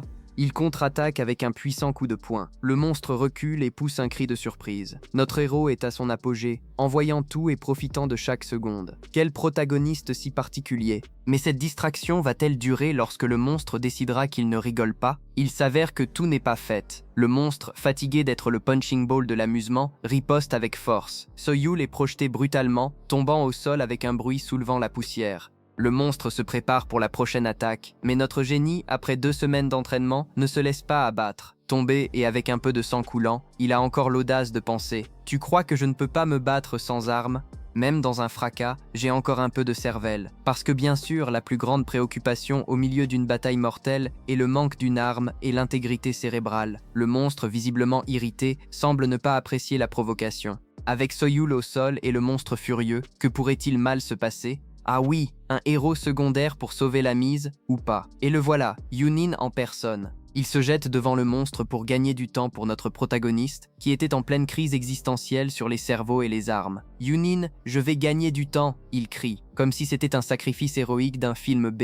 Il s'élance à l'attaque avec une détermination admirable, mais complètement inefficace. Le monstre, sans le moindre effort, l'écrase simplement contre le sol, comme on écarte une mouche gênante. Le pauvre tombe, crachant du sang, montrant que la créature ne rigole pas et que l'aide, n'a pas été très utile. Quel timing, hein? En voyant son ami devenir un tapis, Soyul se relève enfin. Il y a une étincelle dans ses yeux. Quant à une arme, j'en ai déjà une, déclare-t-il avec la même énergie que celui qui découvre que la clé était dans sa poche tout le temps. Il réalise que la garde du monstre est basse, convenablement, après avoir mis KO le Yongni. Quelle chance! Avec cette révélation explosive, il ne perd pas de temps. Le héros décide qu'il est temps d'attaquer. Il canalise chaque petit morceau d'énergie qui reste dans son corps. « Je vais prendre chaque brin d'énergie qui reste dans mon corps et le faire exploser », pense-t-il, avec un éclat intense tout autour. « C'est fini pour toi, il est prêt pour le grand final. » Le monstre semble enfin réaliser le danger, avec un regard de pure fureur. Yuri est sur le point d'être libéré, mais cela suffira-t-il à abattre le redoutable boss du labyrinthe? Alors, le moment tant attendu. Soyul libère toute son énergie accumulée dans une attaque rapide et dévastatrice. Une rafale rouge déchire l'air, frappant le monstre de plein fouet. L'impact est brutal, déchire la créature qui semblait indestructible quelques minutes auparavant. Du sang et des morceaux du monstre se répandent sur le décor, tandis qu'il se désintègre dans une représentation graphique de la défaite. « Meurs !» crie Soyul, avec la fureur de quelqu'un qui a enfin cessé de s'amuser et a décidé de prendre le boss du labyrinthe au sérieux. Ce qui paraissait invincible est maintenant juste un tas de décombres et une flaque de sang. Qui aurait cru que 2 semaines d'entraînement feraient cela, n'est-ce pas? Avec le monstre vaincu, ce qu'il reste, c'est le butin et la gratitude, ou l'absence de celle-ci, à la manière de Soyul. Comme dans tout bon jeu, une notification brillante apparaît. Vous avez obtenu l'objet de grade unique. Croc démoniaque! Parce que, bien sûr, ce ne serait pas une victoire complète sans un bon butin. Avec la bataille terminée et un nouvel objet en main, l'histoire fait une pause dramatique pour nous rappeler qu'il y a encore des gens blessés là-dehors. Alors que Soyul pense déjà au prochain entraînement, le pauvre Ryongni, qui a pris une raclée pour lui, est à terre, à la limite de l'inconsistance. Une voix demande « Tu vas bien ?» Il lutte pour rester éveillé, pensant « Cette voix, reste avec moi, tu ne peux pas t'endormir encore. » Et qui surgit pour le secours? Nul autre que Soyul, bien sûr. Le Yongni reconnaît enfin son sauveur et pense « C'est lui !» Soyul, avec toute sa délicatesse et son empathie, lâche la perle. Enfin réveillé, tu as vraiment 9 vies, n'est-ce pas? Parce que bien sûr, la meilleure façon de montrer de l'inquiétude est avec une blague sur la mort imminente de son ami. Comme c'est mignon, le Yongni, encore groggy, réussit à dire « Yongni, c'était toi ?» Soyul, avec le charisme d'un protagoniste de Mawa, répond « Hein? Qui d'autre ici s'occuperait de toi? Reste simplement allongé, car la modestie est pour les faibles, n'est-ce pas ?» La scène montre les deux épuisés au sol, avec la phrase « C'est fini maintenant », indiquant la fin de cette aventure. Mais la vie continue. L'histoire fait un saut au lendemain. La scène change radicalement pour le siège du bureau. Un tas de gens, des flashs de caméra et une agitation générale. Il semble que le calme après la bataille n'ait duré que peu de temps. Nous sommes de retour au cercle de la vie. L'arrivée d'une figure importante au siège de bureau promet de mettre en lumière les conséquences de la confusion de la veille. La foule est excitée. Les murmures se transforment en cris d'enthousiasme. Il est ici. C'est le directeur Paik Junwan, de l'Overcross. Un homme aux cheveux argentés, impeccablement habillé, apparaît entouré de gardes de sécurité, face à une horde de journalistes avides d'une déclaration. Il se presse avec des microphones tendus, demandant « Monsieur, s'il vous plaît, donnez-nous une déclaration sur l'incident. » Et bien sûr, la question la plus importante, admettez-vous que cela s'est produit pendant un transport illégal de monstres? Le directeur Beck s'arrête avec une posture digne et calculée. Sa première phrase, chargée de formalité, est « Tout d'abord, je voudrais présenter mes sincères excuses à toutes les victimes. » Ah, la politique toujours prête avec des excuses, n'est-ce pas? L'intrigue s'épaissit. Il semble que le désordre de la veille va donner beaucoup à discuter. Le monstre pauvre a dû se sentir un peu désorienté après tant d'attaques. Mais la fête pour Monsieur Yu était loin d'être finie. Alors que la panique diminuait, le vieux directeur de bureau, un homme aux cheveux blancs et un sourire qui ne trompe personne, tenait la classique conférence de presse. Il lâchait des perles sur la valeur de la recherche dans le labyrinthe et disait qu'il ne pouvait pas commenter davantage, promettant coopération. La moitié du monde était confuse. Mais puis, tout à coup, quelqu'un pointe « Regardez, c'est Monsieur Yu !» Un journaliste, avec la délicatesse d'un éléphant dans une boutique de cristal, a déjà demandé « Que s'est-il passé, Monsieur Yu ?» Avec beaucoup d'aplomb, il a répondu que les gens avaient trop bu pour ne rien savoir et que les interviews seraient plus tard. Après tout, il devait aller travailler, n'est-ce pas? Alors qu'il était escorté, un journaliste plus astucieux remettait en question la réponse de Biro, qui semblait pour le moins insuffisante. Mais le journaliste ne s'est pas tu. La vérité, ou du moins sa version, était sur le point d'éclater. Le journaliste, portant des lunettes sans langue de bois, a explosé. Biro existe pour surveiller et coordonner avec les grandes guildes pour éviter de telles choses. Cela ne signifie pas que Biro est aussi coupable. Oula, ça a fait mal. Les gardes de Selyu étaient déjà nerveux. On leur ordonnait d'ignorer le reporter, en l'appelant payé par les grandes guildes pour semer la discorde. Mais le jeune Yu, avec ce sourire en coin que nous connaissons déjà, s'amusait à voir le spectacle. Il pensait que le reporter avait mis toutes ses cartes sur la table. Il semble que le chaos était le dessert préféré de notre protagoniste. En parlant de spectacle, Seo Yul s'apprêtait à donner un show en direct pour tout le monde. Seo Yul, avec le calme de celui qui va faire des bêtises, demanda une seconde à ses gardes. « C'est une diffusion en direct ? N'est-ce pas ?» Les gars, un peu confus, confirmèrent. Ils se posèrent la question. Et lui, avec un sourire énigmatique, répondit qu'il voulait que tout le monde entende ce qu'il avait à dire en temps réel. À peine avait-il fini de parler que le protagoniste explosa, criant « En direct, c'est bien de recevoir pour leur nettoyer les fesses ». La colère était palpable. La scène, sans aucun doute, devint un mème instantané. L'explosion du garçon s'arrêta là. L'objet de sa colère allait bientôt être révélé, complètement hors de lui. Il continua avec sa mitrailleuse de vérité. « Vous ne voyez pas que nous nettoyons constamment le désordre qu'ils laissent derrière eux ?» Et, pour couronner son audace, il regarda directement la caméra et appela le réalisateur Baek un Juan. Un silence gênant plana dans l'air, qui fut bientôt brisé par la colère du réalisateur Baek lui-même. Le vieux, qui semblait si serein avant, agrippa le garçon par les cheveux en hurlant. Les autres agents, en panique, essayèrent d'intervenir. « Attends, retiens-toi !» On dirait que quelqu'un a oublié d'informer le réalisateur que l'agression en direct n'est pas une bonne stratégie de relations publiques. L'humiliation publique du réalisateur ne resterait pas impunie. La vengeance était déjà en cours d'orchestration. Le réalisateur, encore furieux, demanda si c'était bien ce même reporter qu'il avait défié auparavant. Un subordonné, avec l'air de celui qui aurait préféré être ailleurs, confirma. Le réalisateur lâcha une phrase d'effet digne d'un méchant de film. Un petit nouveau ne sait vraiment pas ce qu'est la peur du tigre. Quelle peur! Ensuite, il ordonna au directeur Wu d'écraser ce petit bâtard. Le directeur Wu, avec l'obéissance d'un bon larbin, confirma l'ordre. La scène coupa alors sur une salle de réunion où la patate chaude de l'incident était sur le point d'être lancée dans le giron de quelqu'un en coulisses. La répercussion de la vidéo virale causait un véritable tremblement de terre. La culpabilité devait être jetée sur quelqu'un. Dans la salle de réunion, la vidéo du reporter possédé était diffusée. Un homme aux cheveux bruns expliquait que, depuis sa publication, les nouvelles concernant Seo Yul inondaient les médias. Il admit qu'un membre de l'équipe avait trop parlé, mais il ajouta que toute punition serait excessive. Pratique, non ? Il argumenta que les grandes guildes étaient les véritables coupables et que les vidéos étaient manifestement des mises en scène. Ah oui, bien sûr, tout est mis en scène. Malgré cela, il mentionna qu'il y avait de nombreux articles faisant l'éloge de Seo Yul. Le téléphone n'arrêtait pas de sonner avec des gens appelant de tous les côtés. L'hypocrisie flottait dans l'air, plus dense que la fumée de barbecue. Mais tout le monde n'acceptait pas l'histoire de la mise en scène. Le chef de la surveillance avait soif de punition. Yuki, le chef du département de surveillance du bureau, avec ses longs cheveux et son expression sérieuse, n'était pas là pour rigoler. Il insista pour que Seo Yul soit puni. La punition devait être suffisamment choquante pour gérer les personnes. Il provoqua même l'autre gars, demandant s'il était incompétent, ce qui fit serrer les poings du pauvre type de rage. Un certain Lian intervint, demandant à Wook Wook de se taire. Un troisième gars, probablement le pacificateur, était aussi présent. L'officier demanda aux deux de s'arrêter. Puis, ils changèrent de sujet. Ils demandèrent le taux de succès des missions de Seo Yul, qui était de 100%. Bingo, le Joker pour défendre le protagoniste.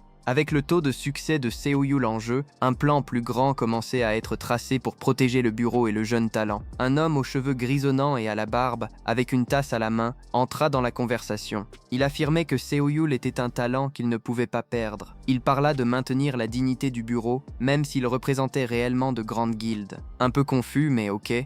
Il demanda s'il y avait un plan et enchaîna rapidement en disant que, étant donné qu'ils avaient joué une main intéressante, ils devraient répondre à la hauteur. Même s'ils ne pouvaient pas tout rembourser, une menace voilée peut-être. Pour clore le chapitre en beauté, le grand chef fut révélé par Kwang-soo, le directeur du bureau. On dirait que l'intrigue en coulisses ne fait que commencer. Seo-yul est le pion le plus précieux sur ce plateau d'échecs. L'intrigue en coulisses bouillonnait. Le premier mouvement du directeur Park Kwang-soo fut d'appeler Seo-yul à une réunion. Des coups à la porte résonnèrent dans le couloir. La voix de Park Kwang-soo autorisa l'entrée. Seo-yul, avec son expression de celui qui attend le pire, demanda si le directeur l'avait appelé. La réponse fut une invitation à s'asseoir. Ils avaient quelque chose d'important à discuter. Ah, le classique. Il faut qu'on parle. Toujours un bon signe, non ? Et que dirait le patron de si important à dire à notre protagoniste ? Pour briser la glace, ou peut-être pour calmer les nerfs de Seo-yul, le directeur offrit un thé. Il demanda comment se passait la journée. Seo-yul, toujours courtois, complimenta le directeur. Il suggéra que celui-ci pourrait ouvrir un café. Le directeur, satisfait du compliment, mais sans perdre de vue l'objectif, posa la question piquante. Par curiosité, si Seo-yul refaisait le test de classement, quel classement pense-t-il obtenir ? Seo-yul, avec une tasse à la main et une expression pensive, avoua ne pas être sûr. Mais il affirma catégoriquement que ce ne serait pas son classement actuel. Même lui sait qu'il est sous-estimé. Le directeur reconnaissait-il enfin le potentiel du jeune homme? Ou était-ce juste le prélude à un piège? Le directeur acquiesça à l'auto-évaluation de Seo-yul. Il mentionna qu'il avait récemment fait des choses que personne n'avait jamais faites. Mais bien sûr, tout n'est pas rose. Il avertit qu'il y avait beaucoup de gens essayant de déterrer des choses sur Seo-yul. Cela compliquait la vie du bureau. Il semble que le succès dérange plus que l'échec, n'est-ce pas? Le directeur, alors, marqua une pause dramatique. Il dit que le chef du département de gestion, un maître de la politique, surveillait. Il conseilla à Seo-yul d'être humble et honnête devant lui, parce que jouer des jeux pour son propre bénéfice ne fera que vous blesser. Ah, la vieille tactique de « je t'aide, mais en réalité je te contrôle ». Avec tant d'avertissements et de menaces voilées, que ferait Seo-yul de cette information? Seo-yul, pensant clairement que le directeur allait aborder le sujet du labyrinthe, fut rapidement rassuré. Le directeur ne poserait pas la question maintenant. Après tout, le bureau a besoin de notre pouvoir gênant. Pas question d'aller droit au but. Le directeur annonça qu'ils envoyaient l'enquête en province. Selon lui, c'était terminé et libéré. Waouh, que c'était rapide! À peine le temps de faire ses valises. Et il était déjà en cours d'expédition. Protéger Biro semble être synonyme de mettre le problème hors de vue. Mais ce voyage à l'intérieur était-il vraiment une mission ou un exil déguisé? Pendant ce temps, quelque part, le coordinateur Andy Woo, qui travaillait apparemment dans un autre bureau, a été interrogé sur ce qu'il pensait du chasseur Seo-yul. Il a répondu qu'il ne saurait pas, puisqu'ils étaient de départements différents. Mais l'interlocuteur, un homme aux longs cheveux gris, a insisté. Il a demandé pourquoi Andy Woo se souciait tant d'un travailleur de secours. La réponse d'Andy Woo était un mélange de frustration et d'envie, parce que rien n'est plus irritant qu'une épine dans l'œil. Ah, la sincérité que seule l'envie fournit. L'homme aux cheveux longs a alors demandé si c'était pour cela qu'Andy Woo éloignait Seo-yul à l'intérieur. Andy Woo, avec un regard d'alerte, a ordonné à l'autre de garder sa bouche fermée. Il affirmait qu'il voulait juste que Seo-yul se regarde. Et, pour couronner le drame, l'homme aux cheveux longs a demandé si les deux étaient proches. Quel commère d'entreprise, hein? Pendant que Seo-yul était envoyé au loin, les rumeurs à son sujet se répandaient dans les couloirs du bureau. Et en parlant de commérage, le destin est une chose étrange. Seo-yul, marchant dans les couloirs, a été surpris par l'homme aux cheveux longs qu'il a appelé par son nom. Le type, avec un sourire énigmatique, a dit que le destin semblait les garder ensemble.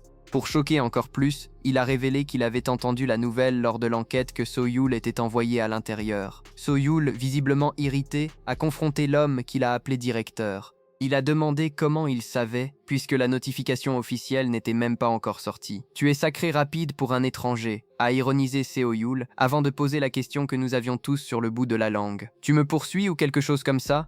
Que savait ce directeur? Et pourquoi était-il si intéressé par les mouvements de Seo-yul? Le directeur, sans se laisser perturber par la question de Seo-yul, a dit à ce dernier de ne pas s'inquiéter. Après tout, ce n'était qu'une expédition de 6 mois. 6 mois de surveillance de la scie de manager, mais Seo-yul, malin comme toujours, se souvint que le bureau n'effectuait ce genre d'expédition que pour les chefs de département ou des niveaux supérieurs. Clairement, il ne gobait pas cette histoire de simplement 6 mois. Le directeur, avec un air de celui qui garde un secret, il dit qu'il était temps de faire face à la réalité. Même le coordinateur ne savait pas encore qu'il avait l'intention d'attendre pour tout annoncer. Puis, la bombe est tombée. À partir d'aujourd'hui, j'ai été promu du 4e au 2e niveau. Maintenant, je suis un officier senior.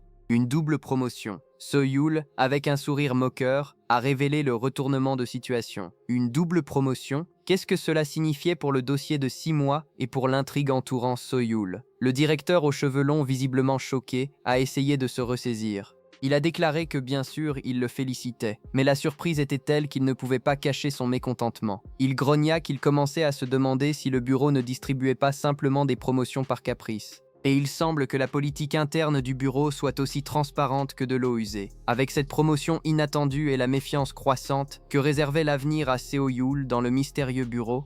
Et parlant de saleté, Seo-Yul, avec sa posture habituelle de celui qui sait plus qu'il ne devrait, a lancé au directeur aux cheveux longs que, finalement, la double promotion n'était que du talent. Certaines choses ne se déroulaient tout simplement pas comme prévu.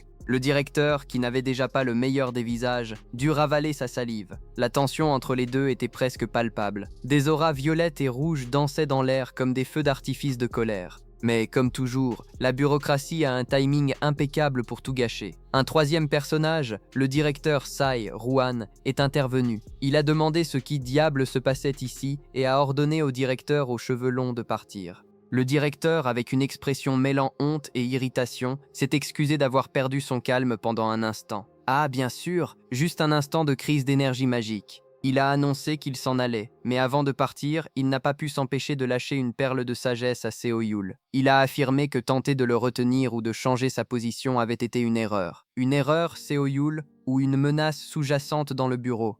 La ligne est très fine. Le directeur aux cheveux longs, déjà tournés, semblait se retirer avec la dignité qui lui restait. Mais Seo-Yul, qui ne manque jamais une occasion de montrer à quel point il se sent supérieur, a attiré l'attention du directeur une fois de plus. Avec un sourire en coin, il déclara que peu importait où on l'envoyait, son travail en tant que chasseur de sauvetage ne changeait pas. Et il semble que la confiance en soi de Seo-Yul soit aussi grande que son ego. Le directeur, en entendant la provocation, s'arrêta brusquement. Sa main crispée et son visage tordu de colère, les veines saillantes et l'aura de pouvoir émanant de ses poings montraient qu'il était à 1 millimètre d'exploser. Mais, pour notre déception, il se retint, murmurant quelque chose à propos de ces maudites vermines.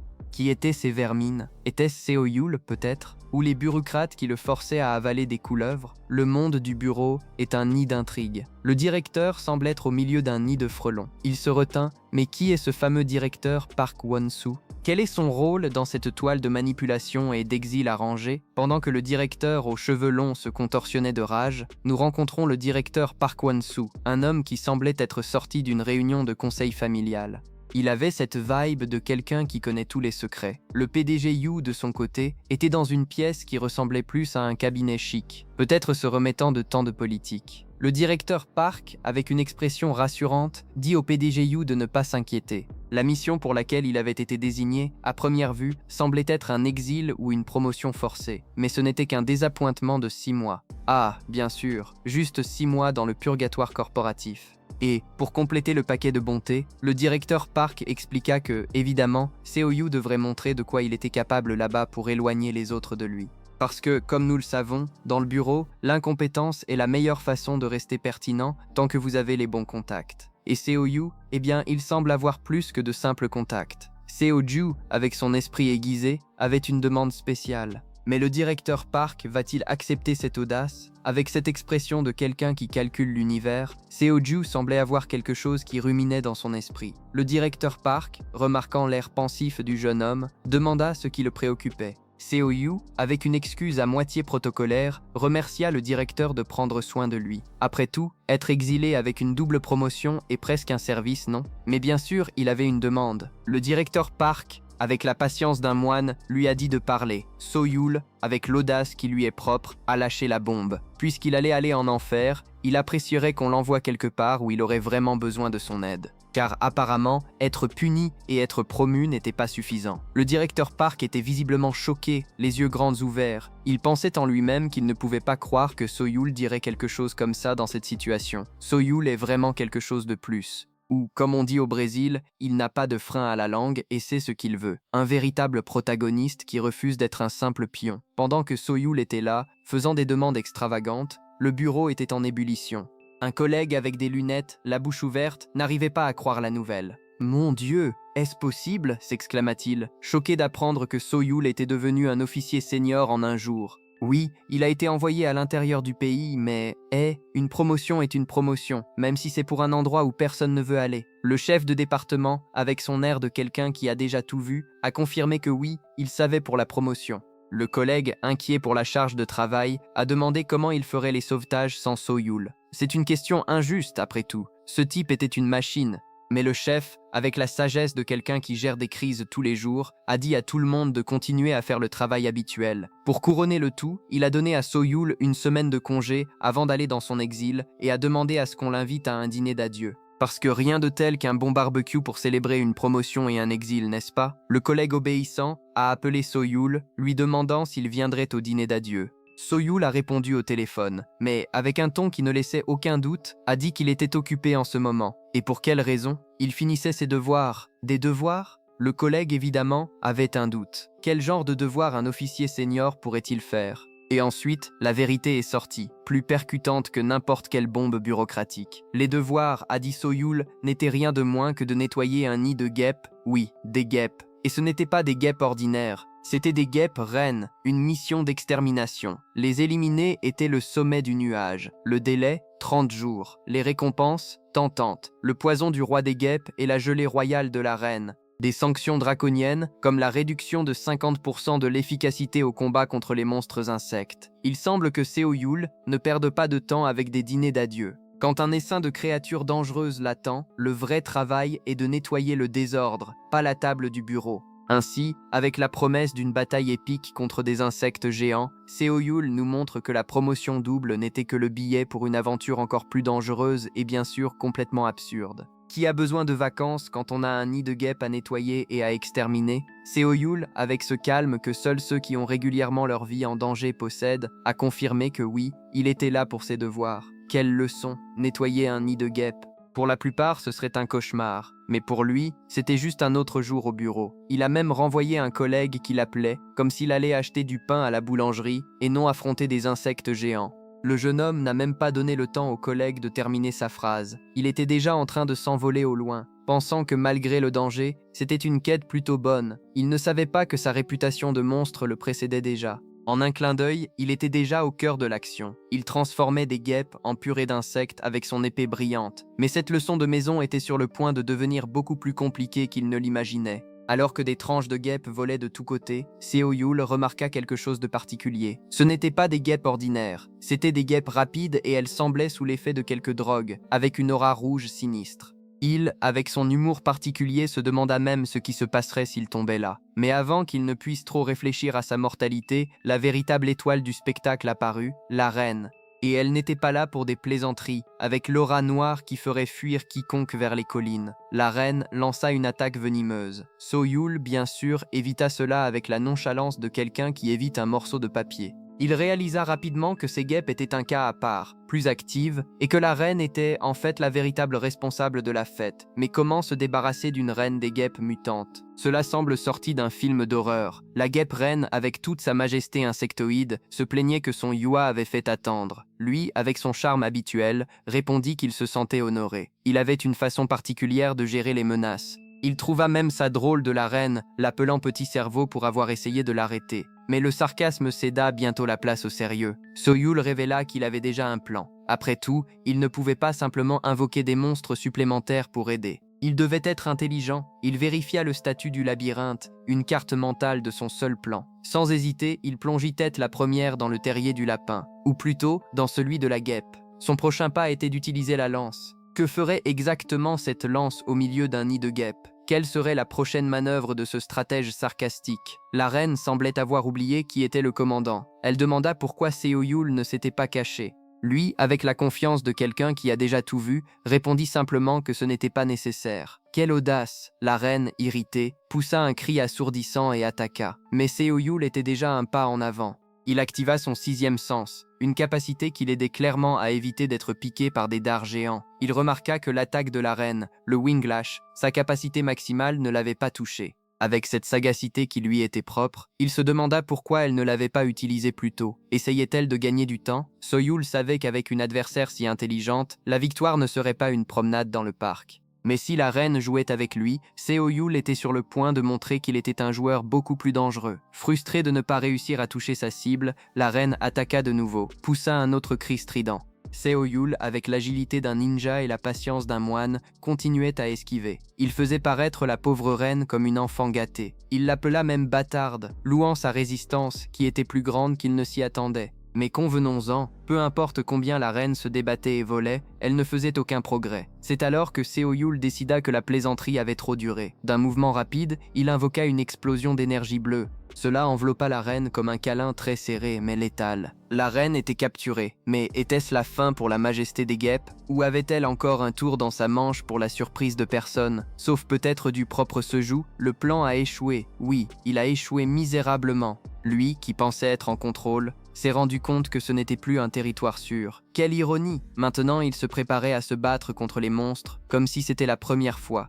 La reine, qui semblait avoir tiré une force supplémentaire de quelque part, a attaqué Sejou avec une fureur renouvelée. Lui, réussissant à se défendre, a réalisé que la reine n'était pas encore morte. Et il s'est demandé, combien de temps encore tiendrait-elle?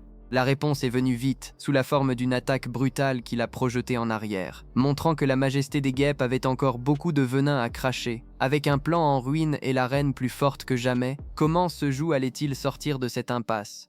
Où serait-il le prochain repas? Mais Sejou n'abandonnait pas facilement. Avec un sourire macabre, il révéla qu'il n'était pas là sans défense. Il avait placé des pièges partout, une surprise spéciale pour la reine et ses amis. Maintenant que l'arme définitive était active, il se demanda, avec un ton d'acceptation, était-ce la fin pour les deux? Une bataille à mort, où le vainqueur serait celui qui parviendrait à rester debout, au milieu de la poussière et du venin. Le Seo-Yul est impressionné par la force de ses ailes. Même blessée, la créature reste un énorme problème. La reine et le Winglash font vraiment des problèmes. Seo-Yul admet qu'ils sont irritants, mais il lâche alors cette phrase percutante qu'on adore. Peu importe combien vous luttez, rien ne changera. Il pointe son doigt, avec un petit portail au bout, prêt à renverser la situation. Il a un dernier tour dans sa manche qui va transformer ce nid en cimetière. Le jeu a changé. Réellement, Seo-Yul avise que le plan a un peu changé, mais que ce n'est pas mauvais. Pourquoi? Parce que maintenant la reine et l'anglais sont dans son territoire. Il marche calmement à travers le labyrinthe, agissant comme le véritable maître des lieux. Et il avertit même les monstres. Je ne bougerai pas de manière imprudente à votre place. Il plaisante même avec lui-même, disant qu'il est fou de discuter avec des monstres. Mais sa folie a un sens. Et il est sur le point d'appuyer sur le bouton de fin de jeu, pour qu'il se prépare, parce que la pluie va commencer et ce n'est pas de l'eau. Piège activé. Soudain, le plafond du labyrinthe se transforme en un enfer de flèches et de projectiles qui descendent sans s'arrêter. L'anglais essaye même d'être un héros. Il tente de protéger la reine avec ses ailes. Monsieur Yul le félicite pour ses efforts, mais il prévient. Les flèches ne viennent pas que de cette direction, beau gosse. C'est une attaque à 360 degrés. L'anglais est touché de tous les côtés. Il est perforé et brûlé, tandis que la reine regarde tout sans pouvoir rien faire. C'est le pouvoir de la stratégie qui écrase la force brute. Avec les gardes du corps hors de combat, la reine est livrée sur un plateau. Le ciel observe les dégâts avec ce sourire de celui qui a planifié chaque détail. Il explique qu'il a rempli cet endroit de piège juste pour s'assurer qu'il n'aurait aucune échappatoire. Avec l'anglais, l'arme ultime dûment neutralisée et en flammes, il se tourne vers la reine, avec ce regard de prédateur. Maintenant que l'arme ultime est réduite à néant, je suppose que nous ne sommes que tous les deux, n'est-ce pas? L'atmosphère de romance macabre flotte dans l'air. La reine Settar sait que sa fin est arrivée. Que c'est un cours sur la façon de vaincre un boss, mes amis. Monsieur Zhu, qui n'abandonne jamais, se lance à l'attaque contre la reine avec sa lame bleue, mais la bête était plus forte que jamais. Elle a esquivé l'attaque comme si de rien n'était.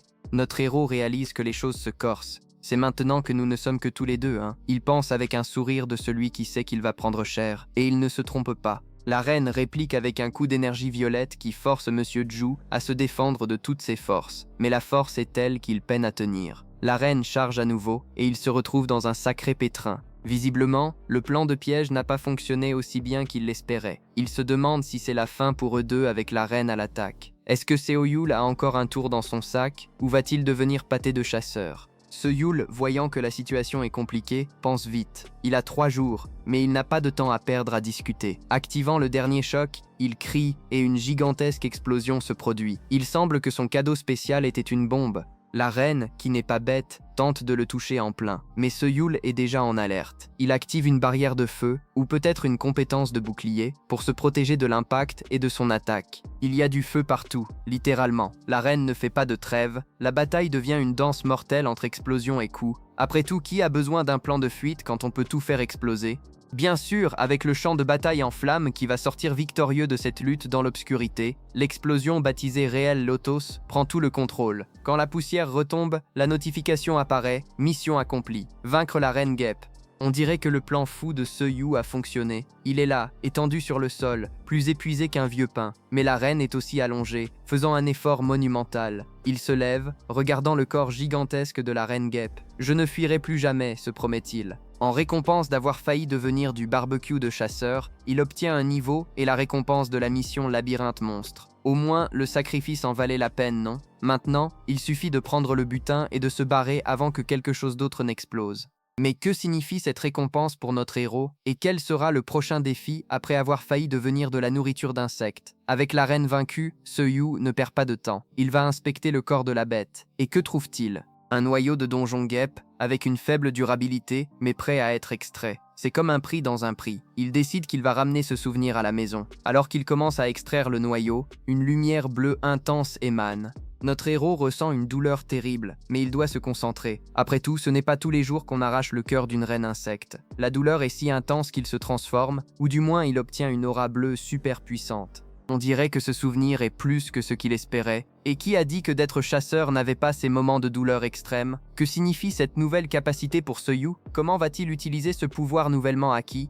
Après avoir failli mourir, Seoul reçoit la notification tant attendue. Capacité débloquée Labyrinthe Monstre. Son profil est mis à jour, montrant qu'il est maintenant niveau 40. Waouh, quel upgrade! Il s'arrête pour réfléchir à ce qu'il doit faire maintenant, étant devenu le roi de la cocada noire des monstres. Et la cerise sur le gâteau, il trouve d'autres guêpes, mais elles n'attaquent pas. Apparemment, la capacité Labyrinthe Monstre fait qu'il soit vu comme un allié par les monstres. Si vous pensiez que notre protagoniste était déjà trop puissant, attention à cette explication technique qui est purement hack. Il a découvert que si un monstre ou un cadavre d'un Awakener est plongé dans le lac de la corruption, tous les points d'expérience et traits de ce corps sont transférés directement à un monstre désigné du labyrinthe. C'est essentiellement un système de transfert de fichiers, mais avec une puissance brute. Regarde le visage satisfait de notre maître des donjons pendant qu'il touche cette ruche brillante. Il raisonne vite. Si j'attribue l'effet du lac à cette ruche, tous les œufs vont devenir plus forts sur le champ. Dit et fait. Le système sonne déjà à l'écran, confirmant que les œufs sont maintenant les monstres officiels du labyrinthe. Et il ne s'arrête pas là, hein. Avec ce regard de quelqu'un qui choisit le meilleur produit en vitrine, il décide qui sera le boss. Il pointe vers un œuf qui est visiblement plus gros que les autres et déclare « Celui-ci semble bon. Oui, mes amis, il n'est pas ici pour jouer. Il crée un monstre d'élite à partir de zéro. » Mais comment va-t-il nommer cette nouvelle créature qui promet de semer la terreur? Notre protagoniste regarde l'œuf géant avec ce petit sourire de quelqu'un qui sait qu'il crée un énorme problème pour les autres. Il lance même « Attends un peu, je vais amener beaucoup de gens délicieux que tu pourras manger à partir de maintenant. » Que c'est affectueux, n'est-ce pas? Un vrai père de pets assassin. Et le nom choisi pour le nouveau boss du labyrinthe est Vespa. Court, percutant et intimidant. Mais ça casse l'ambiance de donjon parce que maintenant l'ambiance est différente. On passe à une nuit en ville, avec des toasts et des verres. L'ambiance est celle d'une fin de journée totale. Son ami, les mains toutes bandées, ce qui montre déjà que l'entraînement a été intense. Commente que c'est une surprise que Lady Guy se soit proposé de payer le dîner. Il lance même cette rumeur. Elle doit être secrètement inquiète de son départ. Notre héros lâche simplement un « hey kill » quelques jours avant de partir. La réponse est la chose la plus aléatoire du monde. J'ai passé tout mon temps à chercher de la nourriture pour le gars que je suis en train de créer. L'ami a cette tête de salut. Il demande s'il est en train de créer un animal rare. Il ne sait pas que le pet est un boss de donjon. Et ce n'est pas tout. Sur la suggestion du directeur, il est allé refaire le test de classement. Regardez le flashback, les gars. Le type a simplement surcharge la machine de test avec une aura bleue bizarre. L'ami l'embête même. Les autres personnes seraient parties en voyage ou quelque chose comme ça. Vous savez qu'il est le plus bizarre parmi nous, n'est-ce pas? Mais là, la conversation prend un tournant sérieux et entre dans le mode mystère. L'ami note que toutes les femmes du restaurant fixent le protagoniste. C'est une ambiance de il est devenu beau tout d'un coup ou c'est juste moi? Est-ce que son nouveau pouvoir dégage une sorte de miel qui attire tout le monde? Ou a-t-il vraiment amélioré son apparence? L'ego de notre protagoniste s'envole. Il lâche un « Je savais que je n'étais pas le seul à ressentir ça. Est-ce que je suis devenu plus beau pendant les vacances ?» L'ami, qui est le véritable réaliste du groupe, lui coupe immédiatement l'herbe sous le pied. Il dit que peu importe à quoi il ressemble. Ce n'est pas ça. Mais l'ambiance change quand Sa Majesté arrive enfin. La loi d'un guide apparaît avec un look très décontracté, mais notre héros arrive en réclamant « Tu as beaucoup d'audace d'arriver en retard. À partir de maintenant, c'est toi qui cuisines tout ?»